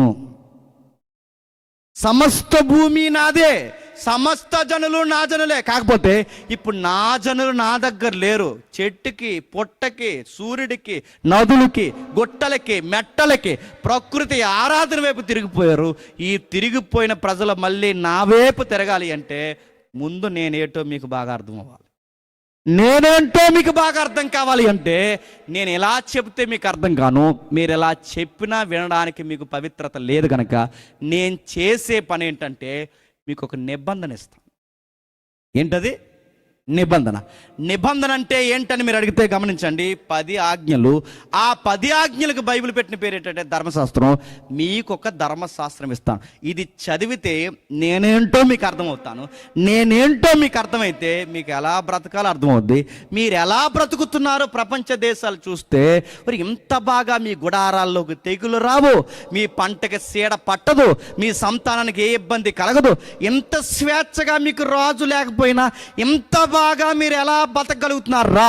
మీకు పరిపాలకులు లేకపోయినా మీ పంటలు బాగుంటున్నాయి, సంసారాలు బాగుంటుంది, సంతానం బాగుంటుంది, మీ దేశం ఎంత సత్యశ్యామలంగా పాలు తేనెలు ప్రవచించేంత దేశంగా ఎలా ఉంటుందని అని అడిగినప్పుడు మీరు చెప్పాల్సిన మాట ఏంటంటే, మాకు రాజు అయితే ఇక్కడ లేడు కానీ మా రాజు సైన్యములకు అధిపతి యెహోవా అని మీరు చెప్పాలి. మీరు అలా చెప్పాలి అంటే మీ పంట పండాలి, మీ కడుపులు నిండాలి, మీ సంతానం దీంపడాలి, మీ గుడారానికి ఏ తెగులు రాకూడదు. ఇదంతా సమృద్ధి మీకు జరగాలి అంటే నా మాట శ్రద్ధగా విని నా నిబంధన పాటించాలి. ఇప్పుడు బాగా వినండి. అంటే ఐగుప్తు నుంచి బాగా వినాలి. దేవుడు ఏంటో మీకు అర్థమవుతాడు. 430 సంవత్సరాలు వీళ్ళని బయటికి తీసుకొచ్చిన తర్వాత ఎప్పటి వరకు వీళ్ళకి నిబంధనలు లేవంటే లేవు.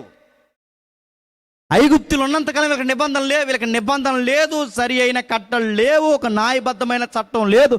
ఇప్పటి వరకు ఆ బానిస బతుకులు బతికారు. ఇప్పుడు సడన్గా బయటకు వచ్చారు కనుక వీళ్ళకి దేవుడు ఒక నిబంధన ఇస్తున్నాడు. ఆ నిబంధన ఏంటంటే అబద్ధం ఆడొద్దు చెప్పండి, దొంగతనం చేయొద్దు చెప్పండి, వ్యభిచరించొద్దు చెప్పండి, నీ పొరుగు వాడిని దాసించొద్దు, పై ఆజ్ఞలు, విశ్రాంతి దినం పాటించాలి, తల్లిదండ్రులను గౌరవించాలి.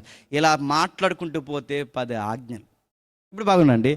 దేవుడు 10 ఆజ్ఞలు ఇవ్వడానికి వీళ్ళని బయటికి లాక్కొచ్చి ఆ సేనాయి బంజరు భూమిలో వీళ్ళని నిలబెట్టి మోసేని పైకి రమ్మని 40 రోజులు మోసేతో దేవుడు మాట్లాడి మాట్లాడి మాట్లాడి ఎన్ని ఇచ్చాడట? 10 ఆజ్ఞలు. బాగునండి. ఆ మాట్లాడుతున్నప్పుడు ఎలా మాట్లాడాడు మోసేతో దేవుడు?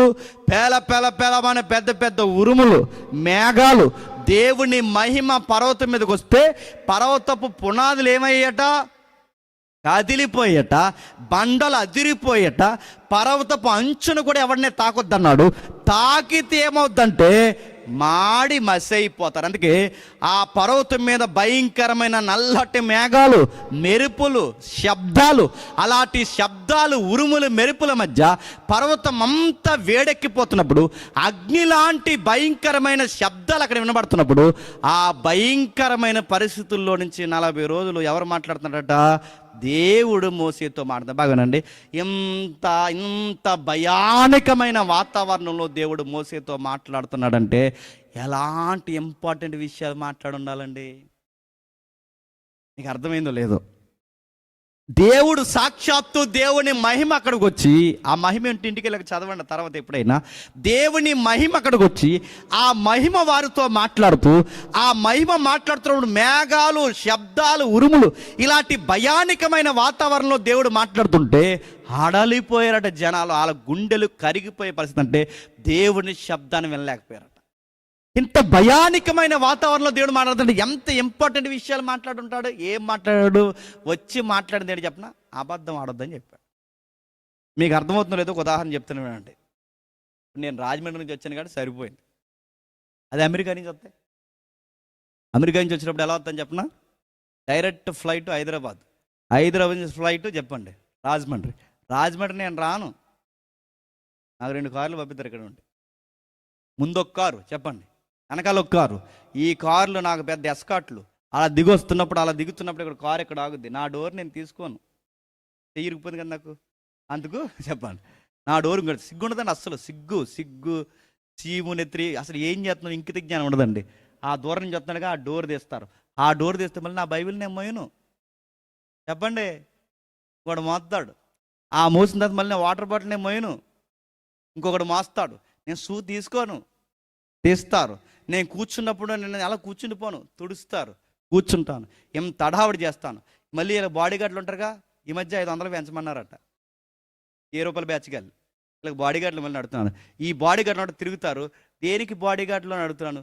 ఇలాంటి వాళ్ళని పిలవకండి, నేను సిరి చెప్తాను. ఇలాంటి బాడీ గార్డులు బిల్డప్ ఇచ్చిన ఎవరిని పిలవకండి. ఎందుకంటే బాడీ గార్డులు మన బాడీని సజీవయాగంగా మన శరీరాలు సమర్పిస్తామనేగా క్రీస్తుకు మాట ఇచ్చి వచ్చాం. మళ్ళీ ఆ శరీరానికి బాడీ గార్డ్ ఎడుతున్నావు నువ్వు. నా ముందు కొంతమంది తిరుగుతున్నారు, అందుకే నేను చెప్తున్నాను.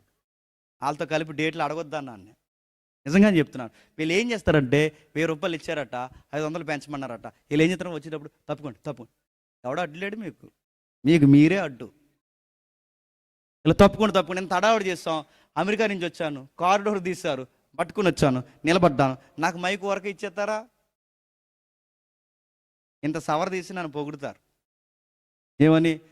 జేమ్స్ గారు అలాగా జేమ్స్ గారు ఇలాగా. జేమ్స్ గారు ఎలా వచ్చారు తెలుసా? అలా వచ్చారు, ఇలా దిగారు. ఇదంతా చెప్పి నాకు మైక్ ఇచ్చిన తర్వాత నేను సీరియస్గా ఇలా సూట్ సర్దుకుని అప్పుడు అంటాను, అబద్ధం ఆడకండి అని చెప్పి దేవుడు మిమ్మల్ని దీవించను గాక అని వెళ్ళిపోయాను అనుకోండి. మీరేమనుకుంటారు చెప్పండి? ఈ మాత్రం ప్రసంగం చెప్పడానికి అయ్యగారు అమెరికా నుంచి చెప్పండి, మళ్ళీ ఫ్లైట్, ఈయన గారికి 2 కార్లు, మళ్ళీ డోర్ తీసేవాడు ఒకడు, ఈ బైబిల్ మోసేవాడు ఒకడు, ఈ బాటిల్ ఇచ్చేవాడు ఒకడు, ఇవన్నీ చూసి ఈ మాత్రం మాకు తెలియదా, అబద్ధం ఆడకూడదని మాకు తెలియదంటే నడుతున్నాను. తెలుసు అంటే ఇంత గంభీరమైన వాతావరణం వచ్చినప్పుడు ఇలాంటి మెసేజ్ చెప్పిపోతే మీరు ఎంత డెడ్ స్లీప్గా చూస్తారో, అంత గొప్ప దేవుడు అడావుడు చేసి మెరుపులు పుట్టించి అన్నీ చేసి ఆ పర్వతం మీదకి వచ్చి దేవుడు అబద్ధం ఆడొద్దని సింపుల్ మాటలు చెప్తున్నాడంటే ఏమనుకోవాలి? మీకేమర్థమవుతుందంటే ఇది మనకు సింపుల్గా అనిపిస్తుందేమో కానీ, మీరు గమనించండి, నేను ముగించే ప్రయత్నం చేస్తున్నాను. మనకు సింపుల్గా అనిపిస్తుందేమో కానీ సమాజం అంతా చెడిపోయింది. అబద్ధం ఆడొద్దంటే ఆడొద్దని కూడా దేవుడు, అంటే అబద్ధం ఆడొద్దని జనరల్గా సండే స్కూల్ కూడా తెలుసు, అబద్ధం ఆడొద్దని కూడా చెప్పాల్సి వస్తుందంటే ప్రపంచం బాగుందా పాడైపోయిందా?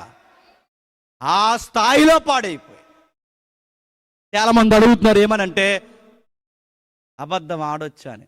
అది కూడా ప్రశ్నే. అబద్ధం ఆడొచ్చా చెప్పండి. ఎందుకు ఆడొచ్చని అడిగితే పెదరాయుడు తీర్పులు చెప్పాడు. పెదరాయుడు తీర్పులు తెలుసుగా. మారకముందు చూసాం, మీరు పరిశుద్ధుల్లాగా నేను అపవిత్రులా చూడకండి. చూసాం కదా మారకముందు పెదరాయుడు, సినరాయుడు. ఈ తీర్పులు ఎలా ఉంటాయంటే, పెదరాయుడు అన్నాడట, దొంగతనం చేసి తీసుకొచ్చారు తీర్పుకి, నిలబెట్టారట. నిలబెడితే యారా దొంగతనం చేసావు అన్నాడట. అంటే ఆకలి వేసిందయ్యా అన్నాడట. తప్పు నీది కాదురా చెప్పరా, ఆకలిరా, ఆకలితో కూడా కాదురా, ఆకలి ఎట్టినా చెప్పండి, వదిలేయండి రా అన్నాడట. ఇది లోకం చెప్పి అబద్ధాలను కూడా చెప్పండి, లోకం అబద్ధాలను కూడా తప్పు కాదని తీర్పులు ఇస్తుంది. కానీ బైబిల్ నీతి చెప్పనా, అబద్ధం ఆడొద్దంటే ఆడొద్దు. మీరు అబద్ధాలు ఆడినా నీతి అనుకుంటున్నారే, ఆడొద్దంటే ఆడొద్దు. ఎందుకంటే అబద్ధం ఆడినా ఆకలి కాదు దేవుడిదని ఇలా సమర్థింపులు తీర్పులు చెప్పారంటే మీకు చెల్లుద్దేమో. కానీ దేవుడు ఏమన్నా తెలుసా, నీతి నిమిత్తము ఆకలి దప్పులతో ఉండమన్నాడే తప్ప ఆకలి కోసం అబద్ధాలు ఆడావో నీకు పెదరాయిడికి డెప్ప ఉప్మా అయిపోద్దని చెప్పింది బయలు, గుర్తుపెట్టుకో. కుదరదు. అబద్ధం ఆడొద్దంటే ఆడొద్దంతే. నువ్వు ఎంతకన్నా వివరణ బోర్డు ఎవరిని ఇవ్వకు, నువ్వు అబద్ధం ఆడొద్దంటే ఆడొద్దు. ఆడొద్దంటే ఆడొద్దు. నిజం చెప్పమంటే నిజమే చెప్పు, అబద్ధం ఆడొద్దంటే ఆడొద్దు. కానీ ఈ ఐగుప్తీయులు ఉండి వచ్చి ఏమైపోయారట, అక్కడ అబద్ధాలు ఆడిన తప్పు కాదు, బాగా వినండి, బహుభార్యతత్వం తప్పు కాదు, అక్కడ వ్యభిచారం తప్పు కాదు, ఎదుటోడు దోచుకున్న తప్పు కాదు, నరహత్యలు చేసుకున్న తప్పు కాదు, ఐగుప్తులో ఏది తప్పు కాదు. అలాంటి వాతావరణంలో బతికొచ్చిన వీళ్ళకి ఏవి తప్పులైనవి కూడా వీళ్ళకి తప్పులు అనిపించలేదంటే ఇది తప్పని చెప్పే ఈ ఆజ్ఞలు కూడా దేవుడు 10 ఆజ్ఞలు రాసిచ్చాడు వాళ్ళు. అమ్మాయిలు అర్థమవుతున్నాయా? 10 ఆజ్ఞలు వాళ్ళకి రాసిస్తే ఈ పాటిస్తున్నప్పుడు వీళ్ళకి ఏమర్థమైందట, అబద్ధం ఆడకూడదనే అనుకుంటున్నారట, కానీ అబద్ధం ఆడుతున్నారట. ఏంటండి ఇస్రాయేల్ అనుకోండి, ఇస్రాయేల్ కదా మనం కూడా సినిమాలు చూడకూడదనే అనుకుంటామంట, టైలరే చూస్తా అన్నారంట. నడుతున్నాను, వాళ్ళు పోసి చూడకూడదు, కానీ చూడకూడదు అనుకుంటాం చూస్తాం, మాట్లాడకూడదు అనుకుంటాం మాట్లాడతాం, ఇక్కడ ఉండకూడదు అనుకుంటా ఉంటాం. అంటే ఎందుకు ఈ దోబూసుల స్వభావం వచ్చిందంటే మన అయ్యదా స్వభావం, గుర్తుపెట్టుకోండి. ఎవరు మన అయ్యా? ఆదాముని అంట. ఆదాము పడిన తర్వాత ఆదాము పాపంతో మనకు సంబంధం లేదు, కానీ ఆదాము బుద్ధులు మాత్రం మనకు సంబంధం ఉన్నాయి. అంటే తలకాయలు బుద్ధులు ఉంటే పిల్లలకు వస్తాయి. బాగా వినండి, తాతకి బట్టబర ఉంటే నీకు వస్తుందా లేదా నడుతున్నాను. మీ తాతలకు షుగర్ ఉంటే నీకు వస్తుందా లేదా? వస్తుంది. నడుతున్నాను. తాతలకు ఏముంటే అసలు డిసీజులే వస్తున్నప్పుడు డిఎన్ఏలో నేచర్ రాదా? వస్తుంది. మీరు కావాలంటే చెక్ చేసుకోండి. ఆదామవ్వల బుద్ధి చిన్న పిల్లల మాటల్లో కూడా కనబడుతుంది. మీరు చూడండి, ఆ వయసుకి మనకు బుద్ధి అనిపిస్తుంది కానీ ముద్దు అనిపిస్తుంది, కానీ ఆ బుద్ధి మాత్రం కనబడుతుంది. మీరు చూడండి, నీకు నెలకు 10,000 కడుతున్నావు, ఏడ్రే నువ్వు ఎందుకు ఫెయిల్ అయిపో, దెప్ప మీద కొడతాను ఏమనుకుంటున్నావు, వచ్చే నెలలో మళ్ళీ నువ్వు ఎగ్జామ్స్ పాస్ అయ్యేది, ప్రోగ్రెస్ సీట్ బాగాలేదంటే నీకు ఎలా ఉంటుందని ఇలా అయ్యా వార్నింగ్ ఇస్తుంటే కొర్రగాడు అన్నాడట, నేనే కాదు ఫెయిల్ అయిపోయింది, ఆడు ఫెయిల్ అయిపోయాడు. ఈ మాటలు చూస్తుంటే ఎవరు గుర్తొస్తున్నారండి? ఏంటి ఆదాము అని అడిగితే ఈ మనిషి తినంగా చెప్పకుండా ఎవరిని చూపించాడు చెప్పండి? అంతా ఆవిడ ఉంది. ఆవిడ అడిగితే ఏమని చెప్పండి? ఇవి కనబడుతున్నాయా లేదా? దేవుడి దగ్గర బాగా మనం ఎలా అయిపోయామంటే, దేవుని స్వరూపంలో చేయబడిన మనం ఆదాము స్వరూపం చెడిపోయిన తర్వాత, అక్కడి నుంచి డిస్టర్బెన్స్ అయిన తర్వాత, దేవుడు మనం ఏంటో మనకు అర్థం కావడానికి ఒక స్కానింగ్ మిషన్ ఇచ్చాడు. దాని పేరే ధర్మశాస్త్రం, పాత నిబంధన, బైబుల్, 10 ఆజ్ఞలు. అవి ఇచ్చి పాటించమంటే పాటించలేకపోతున్నారు. ఎందుకంటే పాటించాలనే ఉంటుంది కానీ పాటించలేరు, చెయ్యాలనే ఉంటుంది కానీ చేయలేరు. కాబట్టి మీరు అనండి, పులిపేట మీద ప్రసంగం చేసి పాస్టర్ గారు చెప్తుంటే మీకు అనిపించింది చెప్పిన ఈ రోజు నుంచి ఎలాగైనా సరే చెప్పండి మారిపోయాను అనుకుంటా, ఈ ప్రసంగం అయినా అక్కడికి వెళ్తే భోజనాలు చేసి సాంబారితులో మర్చిపోతాం అంతే. అది బుద్ధి నడుతున్నాను. మనకు ఉండాలనే ఉంటుంది కానీ ఉండలేం, చెయ్యాలనే ఉంటుంది కానీ చేయలేం. ఎందుకు ఈ బలహీనత అంటే వారి నుండి మనం వచ్చాం. ఇంకా మీకు అర్థం కావాలంటే, ఒకప్పుడు పెళ్లి చేయాలంటే అటు 7 తరాలు ఇటు 7 తరాలు చూసేవారు, గుర్తుందా? ఎందుకు 7 తరాలు అంటే, ఈ 7 తరాలు చూసినప్పుడు ఈ 7 తరాల్లో ఎవరికైనా వంకర బుద్ధి ఉంటే, ఆ వంకర బుద్ధి కనుక పెళ్లి కొడుకు వస్తే ఈ పిల్లని రాసి రంపా నెట్టేస్తాడని చెప్పి అందరూ తినంగానే భార్యలతో కాపురాలు చేశారని 7 తరాలు చెక్ చేసి అప్పుడు పెళ్లి చేసేవారు. అది 7 తరాలు. ఇటేపు 7 తరాలు చూస్తారు. ఎందుకు?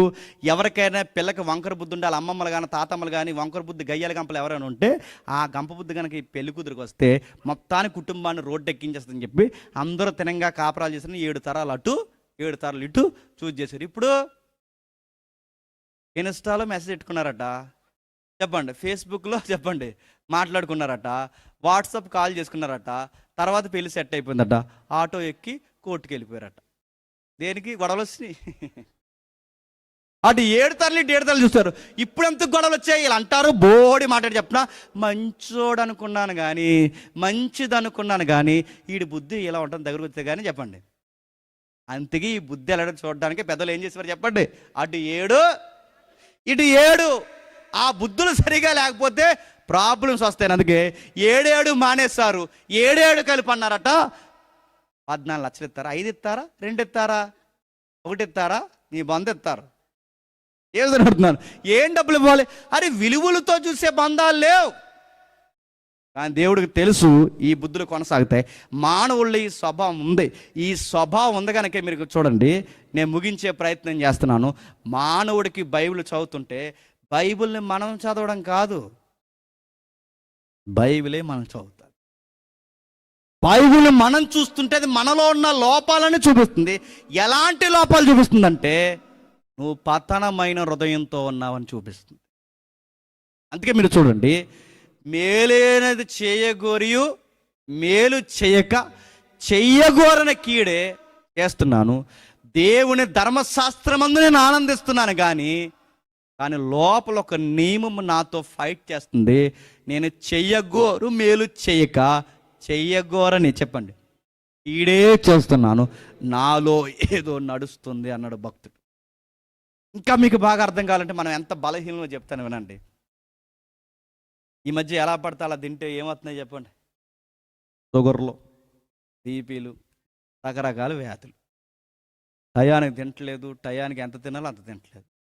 టైం దాటిపోయింది అనుకో, టయానికి తగ్గట్టు తినాలి. మనం ఎలాంటి ఏ టైం అయినా మనం తెల్లవారుజామునైనా చెప్పండి ట్యాంకులో వేసేయాలి.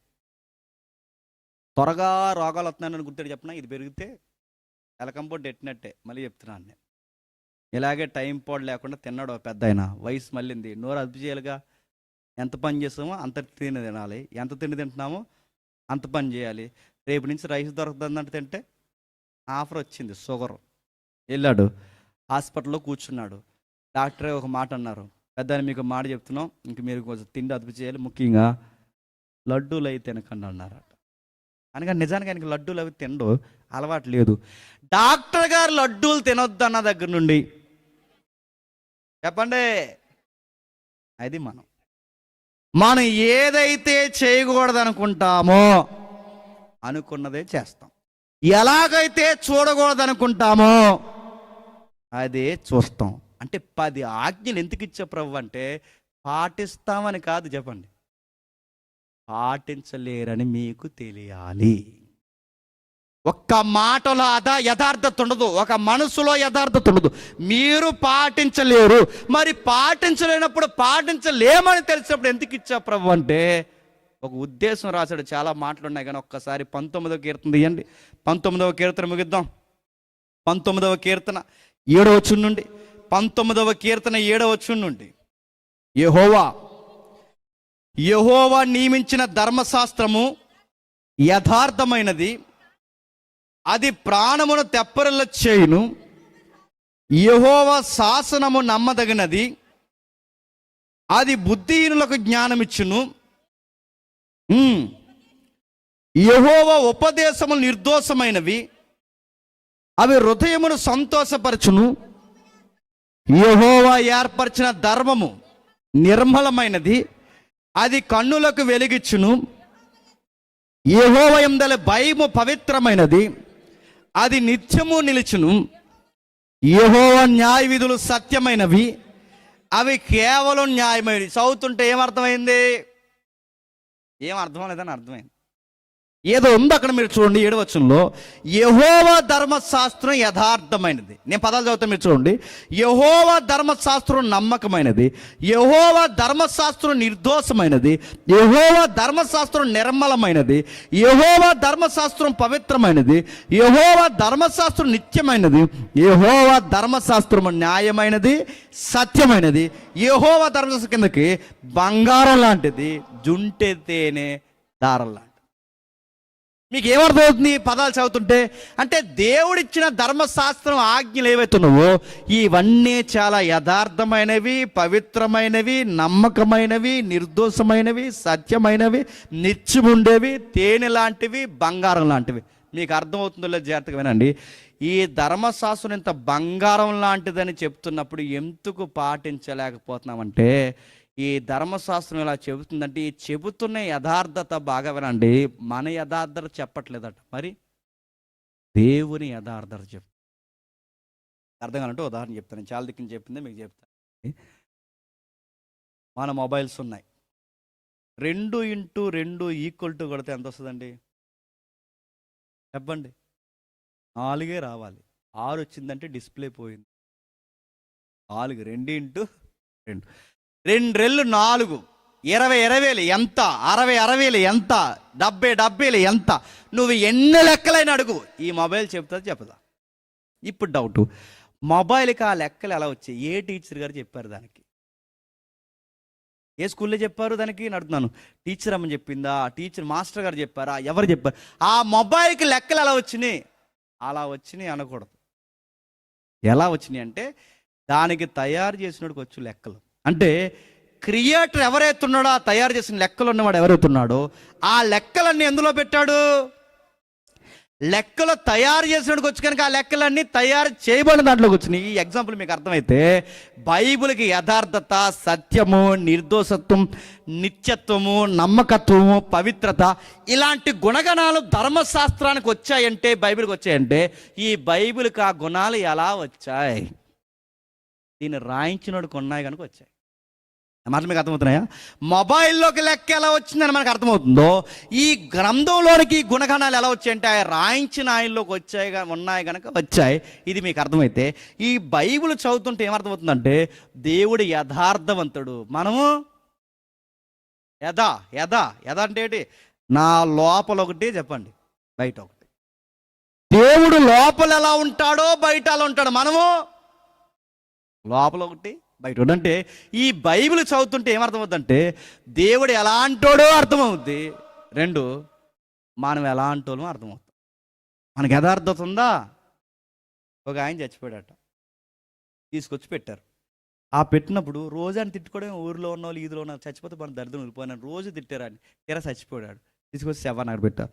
వచ్చిన వాళ్ళు అందరూ అంటున్నారట, నిలబడి ఎంత మంచివాడు, ఇంకో 4 రోజులు బతుకుంటే బాగుండు, ఊరికి ఎన్ని మంచి పని ఏం చేయలేదాడు, ఊరికి ఎన్ని మంచి పనులు చేశారని అందరు పొగుడుతుంటే అలా ఆవిడ పక్కన ఉందంట.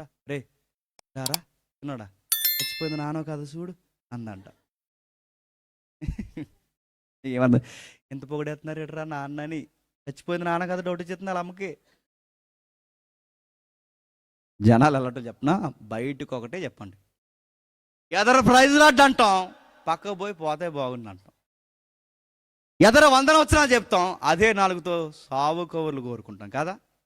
అందుకే దేవుడు యథార్థమైన వాడు. చెప్పండి, మన యథార్థత లేని వాళ్ళు. దేవుడు నమ్మకమైన వాడు, మనకే నమ్మకం లేదు. మాట ఇస్తాం, మాట తప్పుతాం, అదుగు అంటాం, ఇదుగు అంటాం, ఏ మాట మన మాట మీద నిలబడం. దేవుడు నిర్దోషమైన వాడు, మనము అన్ని దోషాలే మనకి. కలంకము, ముడతలు, మచ్చలు, నిర్మలమైన జీవితం లేదు, పవిత్రమైన జీవితం లేదు. ఈ బైబిల్ చదువుతుంటే దేవుడు ఎలాంటోడో బైబిల్ చెప్తుంది. రెండోది, మనం ఎలాంటోళమో బైబిల్ చెప్తుంది. ఇలా చదువుతున్నప్పుడు అర్థమైపోతుందట మనసుకి, దేవుడు ఉన్నతమైన స్థాయిలో ఉన్నాడు, నేను ఎక్కడో దిగువ స్థాయిలో ఉన్నాను. నాకు పాటించాలనే ఉంది, కానీ నేను పాటించలేదు. యెషయా అన్నాడు, ఇర్మియా అన్నాడు, భక్తులు అన్నారు, సమూయేలు అన్నాడు, ప్రవక్తలు అన్నారు, పాత నిబంధన నీతిమంతులు అన్నారు, క్రొత్త నిబంధన పట్టుకున్న అపోస్తులు అన్నారు. అపోస్తులైన పౌలు కూడా అన్నాడు, మా వల్ల అవ్వట్లేదు బతకడం అన్నారు. ఎక్కడ? రోమిలికి రాసిన పత్రిక ఒకసారి చూడండి, ముగిద్దాం. రోమిలికి రాసిన పత్రిక ముగించేద్దాం. రోమిలికి రాసిన పత్రిక 7వ అధ్యాయం, రోమిలికి రాసిన పత్రిక 7వ అధ్యాయం 14 వచనం నుండి. రోమిలికి రాసిన పత్రిక 7వ అధ్యాయం 14 వచనం నుండి.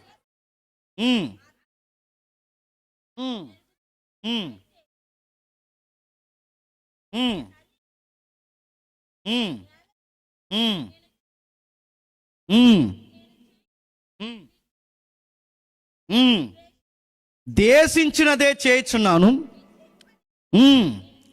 నేను చేసిన ఎడల ధర్మశాస్త్రము శ్రేష్టమైనట్టు ఒప్పుకొనుచున్నాను. ధర్మశాస్త్రం గొప్పదే, ధర్మశాస్త్రం మంచిదే, ధర్మశాస్త్రం విరుద్ధమైనది కాదు. బైబిల్ మంచిదే, కానీ మంచితనం ఎవరిలో లేదంటే నాలో లేదు.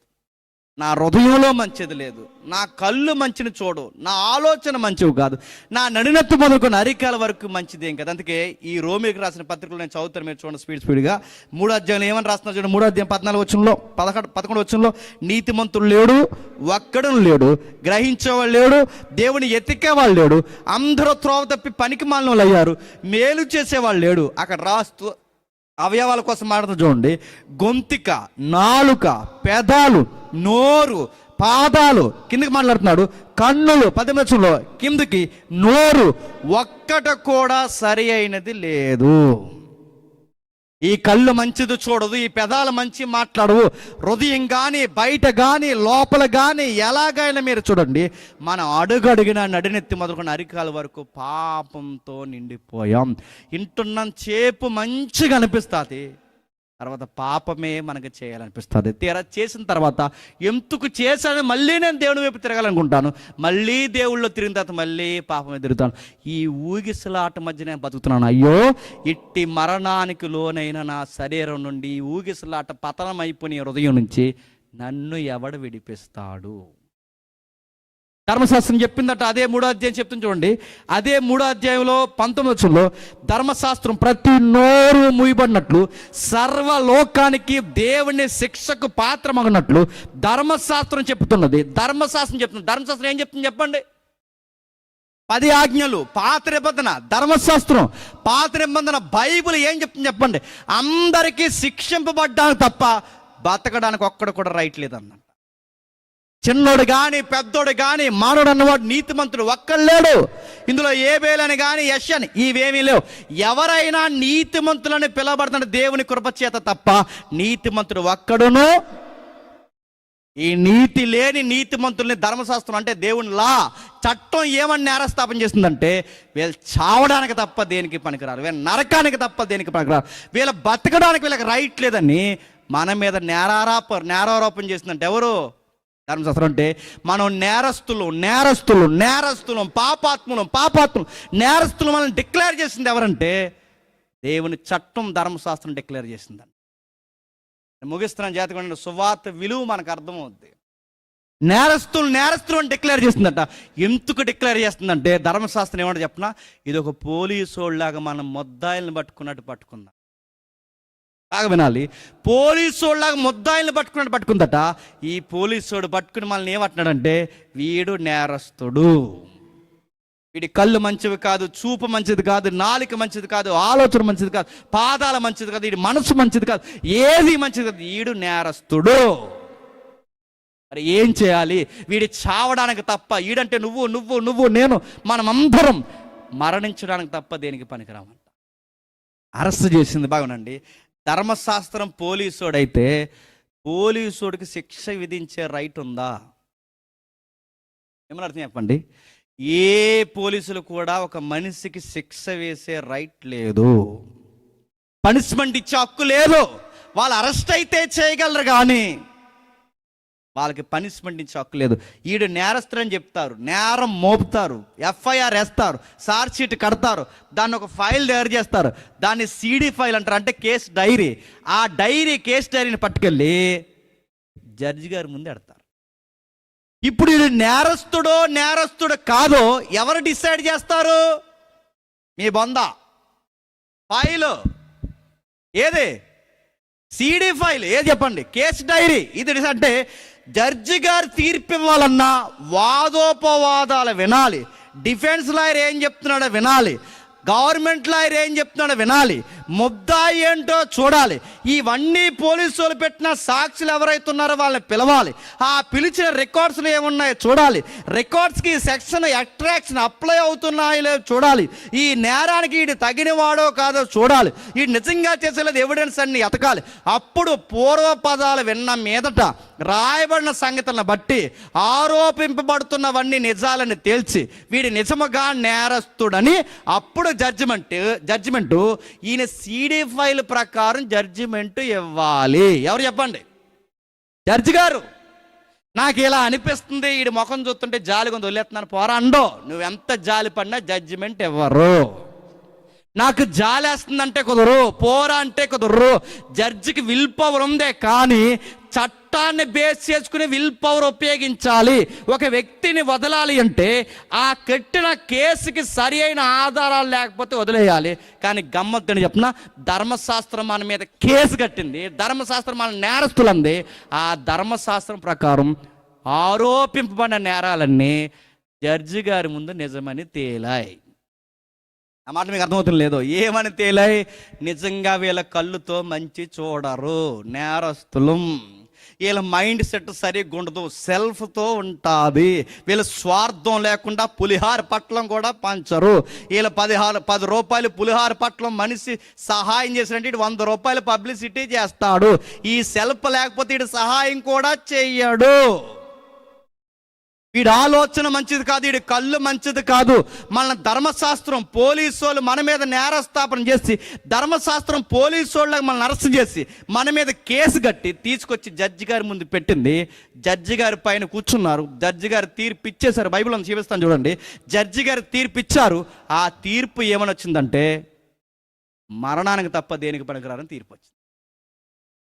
ఆశ్చర్యపోయారు, అరిచేశారు, అయ్యో ఇట్టి మరణానికి లోనైన ఈ పరిస్థితి నుంచి మమ్మల్ని ఎవరు విడిపిస్తారని భక్తులందరూ కేకలేశారు, నీతిమంతులందరూ కేకలేశారు. ఆ కేకలేసి వాళ్ళ గుండెలు బాదుకుంటుంటే జడ్జి గారు దిగి ఆ కోర్టు పక్కన వేసి, ఆ ముద్దాయి ఎవడైతే ఉన్నాడో నువ్వు నేను నా ముద్దాయి స్థానాన్ని పక్క గెంటేసి జడ్జి గారు అక్కడ నిలబడి, నీ నేరాన్ని నేను మీదేసుకుంటున్నాను, నువ్వు పక్కకు పో, ధర్మశాస్త్రం ద్వారా వస్తున్న శిక్ష నేను అనుభవిస్తాను, ఈ రోజు నుంచి నీ మీద పడుతున్న ప్రతి నింద నేను మోస్తాను, నువ్వు పక్కకు పోయని మన స్థానంలో ఒక ఆయన నిలబడ్డట. ఆయన పేరు నజరేయుడైన యేసు. ఆయనంతకు వచ్చాడట. ఇది జరగడానికి ధర్మశాస్త్రం ఏం చేస్తుందంటే, ఇప్పుడు చదవండి గలతీలకు రాసిన పత్రిక. ఈ ఒక్క మాట అర్థమైతే పౌలు గారి మాటల్లో ఉన్న పత్రికలన్నీ మీకు అర్థమవుతాయి. గలతీలకు రాసిన పత్రిక 3వ అధ్యాయం, గలతీలకు రాసిన పత్రిక 3వ అధ్యాయం 23వ వచనం నుండి, విశ్వాసం ఎల్లడ కాకమునుపు ఇక ముందుకు బయలుపరచబడి విశ్వాసం అవలంబింపవలసిన వారిగా చెరలో ఉంచినట్లు ధర్మశాస్త్రం మమ్మల్ని చెరలో అంటే అరెస్ట్లో పెట్టింది. అరెస్ట్లో పెట్టిన ధర్మశాస్త్రం తీసుకొచ్చి మమ్మల్ని ఎక్కడ పెట్టింది? జడ్జి గారి ముందు పెట్టింది. ఆ జడ్జి గారు ఎవరో కింద రాసిన చూడండి. కాబట్టి మనం విశ్వాసం మూలంగా నీతిమంతులు మనం తీర్చబడినట్లు క్రీస్తునొద్దకు మనల్ని రక్షించడానికి నడిపించడానికి ధర్మశాస్త్రం మనల్ని అరెస్ట్ చేసి తీసుకొచ్చిందని గుర్తుపెట్టుకోండి. అంటే ధర్మశాస్త్రం దేవుడు ఎందుకు ఇచ్చాడంటే, ఒకటి పాటించలేమని, రెండోది మనం నేరస్తులమని, మూడోది మనల్ని అలా పిలకబట్టుకుని చెప్పండి మీ అందరికీ ఒక ఆయన ఉన్నాడ్రా, ఆయన లేకపోతే మీకు దిక్కు దివాన మీ బతుకులకు అర్థం ఉండదని చెప్పడానికి ఈ ధర్మశాస్త్రం మనకి ఇచ్చేది చదవంటారా? ఇది చదివితే నేనేంటో అర్థమవుతాను, 2 మీరేంటో అర్థమవుతారు, 3 మీరు దీని ప్రకారం ఎలా నేరస్తులు అర్థమవుతారు. అప్పుడు మీకు గిల్ట్ స్టార్ట్ అవుద్ది. ఆ గిల్ట్ ఏంటంటే, ఇలాంటి పరిస్థితుల నుంచి నన్ను విడిపించే నాదుడు లేడని గుండెల్లోంచి ఒక కేక వస్తుంది. ఆ కేకలో ఉన్న అర్థం ఏంటంటే, నాకు రక్షకుడు సేవియర్ కావాలి, రక్షకుడు కావాలని ఎప్పుడైతే అరుస్తావో, ఆ అరిసిన అరుపులకి నీకు రక్షకుడు ఉన్నాడని జవాబే ప్రభు అయిన యేసుక్రీస్తు. అలా ధర్మశాస్త్రం ఇచ్చి ఇశ్రాయేలుకి ఇది మీరు పాటిస్తే మీ గుడారంలోకి ఏ తెగులు రాదు. కానీ గమ్మత్తని చెప్పిన పాటించలేకపోయారు. మీరు ఇది పాటిస్తే మీకు పంటలు పండుతాయి, కానీ పాటించలేకపోయారు. ఇప్పుడు వాళ్ళ చేయలేని పని ఎవరు చేయాలని దేవుడు ఆ స్థానంలోకి తీసుకొచ్చాడట. ఇప్పుడు చెప్తున్నారు పేదరు గారు, చెప్పండి. వాళ్ళ చేయలేని వాక్యానికి అవిధేయులైన వారు ఎవరు? ఇశ్రాయేలీలు. కట్టేవారు ఉన్నవారు పడ్డవారు ఎవరు? ఇశ్రాయేలీలు. ఇప్పుడు వాళ్ళ చెయ్యాల్సిన స్థానంలో ఇప్పుడు నిలబడింది ఎవరు? క్రీస్తునొద్ద నీతిమంతులుగా తీర్చబడిన మనం పిలవబడ్డామంట. మనం పిలువబడి ఇప్పుడు మనం ఏం చేయాలి అంటే, వాళ్ళ చెయ్యలేనిది ఇప్పుడు మనం చెయ్యాలి. అదే రాష్ట్రాలు చూడండి, ముగించేద్దాం. మొదటి పేదరి పత్రిక 2వ అధ్యాయం 8వ వచనం నుండి, కట్టువారు వాక్యానికి అవిధేయులై. ఎవరా కట్టేవారెవరు? ఆ పిలవబడిన వారు ఎవరు? ఆ వాక్యానికి అవిధేయులు ఎవరు? వారి దానికే వాళ్ళని పిలిచాడు, పిలుపర్థం మర్చిపోయాడు. వాళ్ళ భుజాల మీద బాధ్యత పెట్టారు, బాధ్యతను పక్కన పడేశారు. ఇప్పుడు వాళ్ళ చెయ్యలేని స్థానంలో ఎవరిని పెట్టాడు చెప్పండి? వాళ్ళని పెట్టాడు. మొదటగా ఎవరిని రాజులు అన్నాడు తెలుసా? ఎవరిని యాజకులు అన్నాడు తెలుసా? రాజులైన యాజక సమూహాన్ని ముందు ఇశ్రాయేలుని పిలిచాడు. ఇప్పుడు వాళ్ళ చేయలేని పనులు ఇప్పుడు రాజులైన యాజకులను ఎవరిని అంటాడు చెప్పండి? క్రైస్తవులైన మనల్ని అన్నాడు. ఆ రోజు వాళ్ళని కోరుకున్నది ఏంటంటే, మీరు గమనించండి, ఐగుప్తు నుంచి విడిపించి, బంధకాల నుంచి విడిపించి, వాళ్ళకి స్వేచ్ఛనిచ్చి, వాళ్ళకి ఒక బైబిల్ ఇచ్చి, ఇది మీరు పాటిస్తే ప్రపంచ ప్రజలందరూ అడుగుతారు, ఇలాంత బాగా మీరు ఎలా బతుకుతున్నారని అడిగినప్పుడు, మీ మీద కష్టాలు రావట్లేదు, కన్నీళ్ళు రావట్లేదు, ప్రమాదాలు రావట్లేదు, మీ కుటుంబాలు పంటలన్నీ బాగుంటున్నాయి, మీరు ఎంత బాగా ఎలా ఉంటున్నారంటే ఇశ్రాయేలు అందరూ చెప్పాలి, మా దేవుడు వాళ్ళు ఉంటున్నామని. కానీ వాళ్ళు చెప్పలేకపోయారు. ఇప్పుడు వాళ్ళ చెప్పలేనిది ఎవరు చెప్పాలని చెప్పండి? మనం చెప్పని దేనికి పిలిచాడట? ఆయన గుణాతిశయములను చెప్పండి. అది ఈ ప్రచారం చేసే కార్యక్రమం, ప్రపంచ దేశాలకు ప్రచారం చేసే కార్యక్రమం ఎవరికి ఇచ్చాడు? ఇశ్రాయేలుకి ఇచ్చాడు. ఇప్పుడు ఆ ప్రచార కార్యక్రమం ఎవరికి ఇచ్చాడు చెప్పండి? మనకి ఇచ్చాడు. ఇప్పుడు చెప్పండి, నువ్వు కృతజ్ఞత కూడికి పెట్టినా, దిన కార్యక్రమం పెట్టినా, పెళ్లి వేదిక వేసినా, నువ్వేం చేసినా ఇయ్యాల్సిన సాటింపు ఏంటో తెలుసా? ఆయన గుణాతిశయాలు ప్రచారము చెయ్యాలి. ఇది లేకుండా కృతజ్ఞత కూడికి పెట్టి మిచ్చిరిచ్చి టీ ఇచ్చి పంపించేశారంటే అది కృతజ్ఞత కూడిక, అది మిచ్చిరి కూడిక, టీ కూడిక. గాస్పల్ లేని ఏ మీటింగ్ కూడా అది గాస్పల్ మీటింగ్ కాదు. నువ్వెందుకు వచ్చావు? క్రీస్తుని గురించి చెప్పాలి. బయట వాళ్ళు అడుగుతారు ఏమనంటే, అరే ఎంత చక్కగా మీరు ఎంత రాయల్టీ అంటే బాగా, రాజులైనా చెప్పండి, యాజకులు. రాజు అంటే ఏంటి? కొంతమంది రాజు అనగానే ముగిస్తున్నాను. రాజు అంటే ఏమనుకున్నారంటే, ఇంకా మొత్తానికి సోగ్గా తిరగడం అనుకున్నారు. మరి ఏంట్రా ఇంత కాస్ట్లీ సూట్ ఎందుకురా, ఎవ్వరం దేనికిరా, మన క్రైస్తవ బిడ్డలో తగ్గింపు లేకపోతే ఎట్లారా అని అడిగితే వీళ్ళు అన్నారట, రాజులు. ఏట్రా రెఫరెన్స్ అంటే రెఫరెన్స్. రాజు అంటే ఏంటి చెప్పిన? సూట్ వేసిన తిరగమని కాదు. రాజు అంటే నడుతున్నాను, సూట్ వేసిన తిరగమని. రాజు అంటే ఏంటంటే, ప్రజలు ఆపదలు ఉన్నప్పుడు వాళ్ళ ప్రాణాలకి ప్రాణాన్ని అండగా పెట్టి, అవసరమైతే ప్రాణాన్ని ముందరసులో నిలబడి ప్రాణాలు వదిలేసే వ్యక్తిని ఏమంటారు చెప్పండి? ఆ రాజు ఎవరు తెలుసా? క్రీస్తు. ఆయన తరపున రాజుకు వచ్చిన మనం ఇప్పుడు రాజు అంటే చెప్పండి? పొరుగుడిని రక్షించడానికి వాడి కొరకు మనం ఏం చేయాలి చెప్పండి? ప్రాణం పెట్టాలి. అది రాయల్టీ అంటే. అంతేగాని ఎక్కిరించుకోవడం కాదు. మనం మంచి బట్టలు వేసి బట్టలను ఎక్కిరించి, మనం బాగా వండుకునే తిండి లేని వాళ్ళని ఎక్కిరించి, ఇది కాదు. నీ పొరుగోడు కోసం నువ్వు రాజులా ఉండాలి. నీకు బట్టలు ఉంటాయి, కానీ నువ్వు బాగా వేసుకుంటే మిగిలిన వాళ్ళు సిగ్గుపడే పరిస్థితి ఉంటే ఆ బట్టలు కూడా నువ్వు వేసుకోకు. ఆలక లాంటి బట్టలు వేసుకునే రా. నువ్వు సంఘానికి వచ్చినప్పుడు అలాగే రా. నీకుందా? నీకు ఉన్న దాంట్లో లేని వాడికి కలిగిన దాంట్లో పెట్టు. ఇది రాయల్టీ. ప్రజలు బాగుండాలి, పొరుగోడు బాగుండాలి. నా ప్రభు అదే చేశాడు. యాజకుడు అంటే చెప్పండి, దేవా ఈ ప్రజలకు దేవుడు తెలియదు, ఈ ప్రజలకు నువ్వు తెలీదు, నీ గుణాతిశయములు తెలియదు, వీళ్ళకి తెలియచేయడానికి నేను మధ్యవర్తిత్వం, పూజారితం నేను చేస్తాను ప్రభు అని మధ్యలో మీడియేటింగ్ చేసేవాడే రాజు, యాజకుడు. అందుకే రాయల్ ప్రీస్ట్ అంటే రాజు అయిన యాజకుడు అంటే నేను రాజుని, యాజకుడిని, నీకోసం చెబుతాను. నీకోసం చెబుతున్నప్పుడు ఆ పొరుగోడిని రక్షించడానికి నీలాగే చెప్పండి ప్రాణం పెడతా. ఇందుకు మనం పిలువబడ్డామంట. అందుకే అంటున్నాడు చూడండి, పరిశుద్ధులుగా ఉండాలి, దేవునికి స్తోత్రం చెల్లించాలి. ఒకప్పుడు ప్రజలుగా ఉండక, ఒకప్పుడు ఇశ్రాయేలే ప్రజలు, ఇప్పుడు దేవుని ప్రజలైతిమి. ఒకప్పుడు కనికరం లేదు, ఇప్పుడు కనికరింపడ్డాం. ఇప్పుడు మనం ఏం చేయాలి? ప్రియులారా, మీరు పరదేశుల యాత్రికులై ఉన్నారు కనుక ఆత్మకు విరోధంగా పోరాడు శరీర ఈచ్చను విసర్జించు. చాలిక నాది నాది, నా ఇల్లు, నా ఉద్యోగం, నా సంపద, నా పిల్లలు, చాలు ఇంకా నాని శరీర ఈచ్చలతో చచ్చిపోకు. నా కాదు, మనందరం బాగుండాలన్న ఒక విజన్ ఉండాలి. ఉందా? నువ్వు అనుకుంటావు, నువ్వే తినేస్తావు. నువ్వే అనుకుంటు, నువ్వే తినేస్తావు, నువ్వే సమయం నువ్వే తినేస్తావు. నీ పొరుగోడు సంగతి ఏంటి? నేను మళ్ళీ చెప్తున్నాను, ఎవడ గుప్పలన్నా దేవుడిని నింపాలంటే ఈ రోజు కూడా ఉంది. ఈ రోజు కూడా నీ గుడారంలోకి ఏ తెగులు రాకుండా, ఈ రోజు కూడా నీ సంతానానికి ఏ ఇబ్బంది లేకుండా, ఈ రోజు కూడా నీ ప్రయాణాల్లో, ఉద్యోగాల్లో ఏ ప్రమాదం జరగకుండా, నీ పంట, నీ పిల్లలు, నీ భవిష్యత్తు, ఆరోగ్యం దీవింపబడాలి అంటే దానికి సూత్రం ఒకే ఒకటి.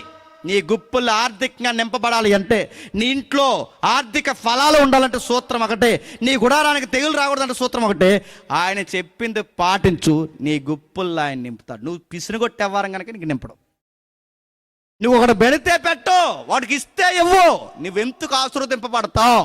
నీకు 10 ఇచ్చినప్పుడు చూస్తాడు ఆ 10లో ఎలా ఉన్నావు, నీకు 100 వచ్చినప్పుడు చూస్తాడు ఆ 100లో ఎలా ఉన్నావు, నీకు 1000 ఇచ్చినప్పుడు చూస్తాడు 1000లో ఎలా ఉన్నావు, నీకు లక్షలు ఇచ్చినప్పుడు చూస్తాడు ఎలా ఉన్నావు. నువ్వు ఇందులో నమ్మకం ఉంటేనే తీసుకెళ్ళి కోట్లో కూర్చోబెడతాడు. నువ్వు 10లోనే నమ్మకంగా లేనప్పుడు నేను తీసుకెళ్ళి కోట్ల రూపాయలు ఎలా కూర్చోబెడతాడు. దేవుడు ఈ రోజుకి ఆశీర్వదిస్తాడు. ఆ ఆశీర్వాదం నన్ను దేవుడు ఆశీర్వదించాడంటే దేనికంటే నలుగురికి ఉపయోగపడతానని ఆశీర్వదిస్తాడు. ఎప్పుడు మైండ్లో ఒకటి ఉండాలట, పరదేశులము యాత్రికులు. ఇక్కడ ఇల్లు కట్టుకున్నామో ఒకటి గుర్తుపెట్టుకోండి, ఇల్లు ఉంటుంది, మనం పోతాం. ఇక్కడ సంపాదించుకున్నామా, సంపాదన ఉంటుంది, మనం పోతాం. మన మైండ్ సెట్ ఎప్పుడు ఎలా అంటే, నేను ఏది కట్టుకున్నా, ఏది చేసుకున్నా కొన్ని రోజులు ఉంటాను, గోళ్ళ మీద చేసి ప్రార్థన చేయను, ప్రభువా కొన్ని రోజులు ఉంటాను, ఇది నాకు శాశ్వతమైనది కాదు, నీ దగ్గర ఉందని.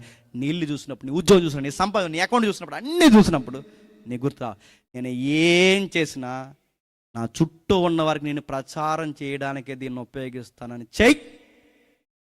కలిసి వస్తాయి అన్నీ. మళ్ళీ చెప్తున్నాను, నేను నువ్వు ఇత్తే పంట నీకు కలిసి వస్తుంది, నీ పిల్లలు నీకు కలిసి వస్తుంది, నీ భవిష్యత్తు నీకు, అన్నీ నీకు కలిసి వస్తాయి, నీ వస్తువులు నీకు కలిసి వస్తాయి. ప్రమాదం జరగకుండా కూడా ఇందాకన్నా చెప్తున్నాడు నేను కాపాడు. నువ్వేం చెయ్యాలన్నా ఆయనకి మహిమ తెచ్చే కార్యక్రమాలు చేయాలని ఫిక్స్ అవ్వు, సమస్తము సమకూర్చి చేస్తాడు ఆయన.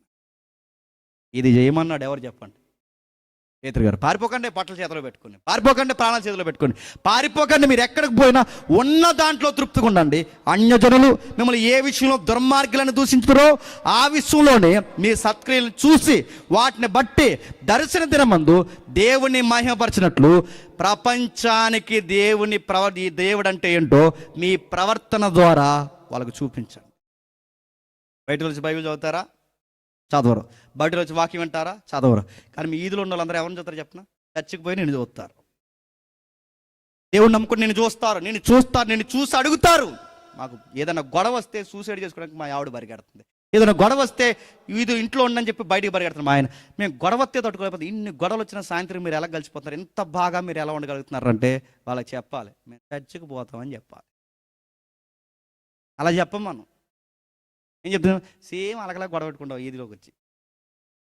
బయటోళ్ళు అన్యులు మనల్ని చూస్తారు, నువ్వు బైబిల్ పెట్టుకెళ్ళి చూస్తారు, వాళ్ళు బైబిల్ చదవరు, నువ్వు చర్చికి వెళ్ళని చూస్తారు, నువ్వు మాట్లాడటం అన్నీ చూస్తారు. నీ ప్రవర్తన బట్టి అరే ఎంత బాగా, మాకు కోట్లు ఉన్నాయి కానీ మాకు సుఖం లేదు, మీరు ఉన్న దాంట్లో ఎంత తృప్తిగా మీరు ఎలా ఉంటున్నారంటే మా దేవుడు మమ్మల్ని తృప్తిగా ఉంచుతున్నాడు. మా ఉద్యోగాల్లో మమ్మల్ని కాచి కాపాడుతున్నాడు, మా పిల్లల్లో మమ్మల్ని కాచి కాపాడుతాడు. ఇవన్నీ చేస్తున్నప్పుడు ఎవరిని మహిమపరుస్తారట?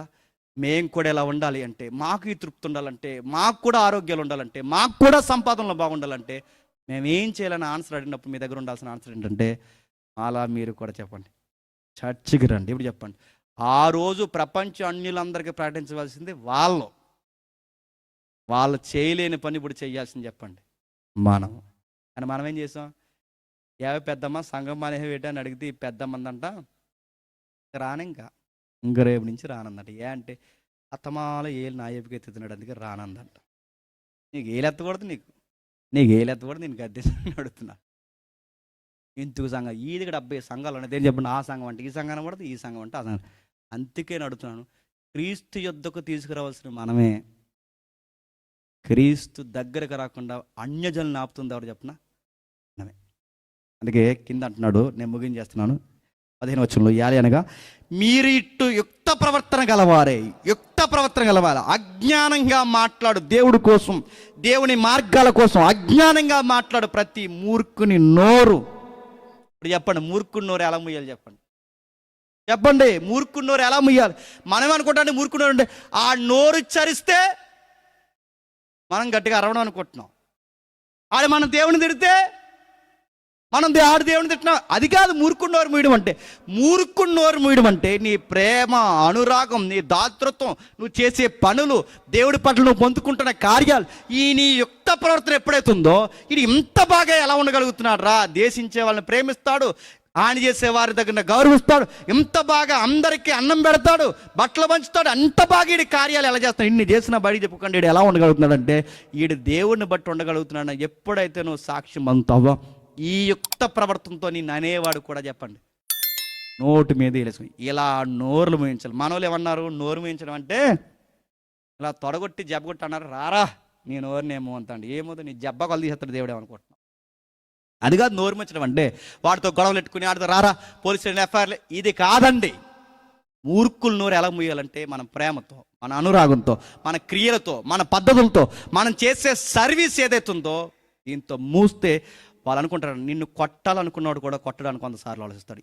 ఈ ప్రవర్తన మీరు కలిగి ఉంటే మీరెక్కడికి పరిగెట్టాల్సిన అవసరం లేదు. ఈ పత్రిక చదివి జాగ్రత్తగా ఉండండి అంటున్నాడు. ఎవరిని? ఎవరు? సంఘాన్ని పేతురు అంటున్నాడు. ఇది సంఘానికి, ఆ రోజు సంఘానికైనా సంఘమైన ఈరోజు మనకు కూడా ప్రభు ఎలాగైతే పిలబడ్డాడు మనం అలాగే పిలబడ్డాం. ఇలాంటి స్వతంత్రం మీరు తెచ్చుకునే దుష్టత్వం కప్పిపెట్టక మీ స్వతంత్రం దుర్వినియోగపరచక మీ స్వతంత్రానికి లోబడి, దేవునికి దాసురమని లోబడి అందరినీ సన్మానించండి, సహోదరులు ప్రేమించండి, దేవునికి భయపడండి, రాజుల్ని సన్మానించండి. ఇలా బతకండి. ఇలా బతికి చూడండి. మీకు ఎమ్మెల్యేతో పడుతుంది మన సీరియస్ చెప్తాను, మీకు లైవ్లో ఉన్నా కానీ నేను సీరియస్ చెప్తాను. మనం ఎప్పుడైతే మన అక్కర్లు తీసుకుని, ఎప్పుడైతే మన యొక్క కార్యాలు చేసుకుని, ఎప్పుడైతే మన బాధలు మనమే పంచుకుని, ఎప్పుడైతే సంఘాలు ఉంటాయో ఎమ్మెల్యేతో పనుండదు, పంచాయతీ ప్రెసిడెంట్తో పనుండదు, అసలు ఈ రాజకీయ రంపుతోనే మనకు పండదు. మన పనుల్లో కూడా చెప్తాం, మనకి ఏ బాధ వచ్చినా మన పక్షాన నిలబడే మన పొరుగులు ఉన్నారు వాళ్ళు సంఘస్థులు.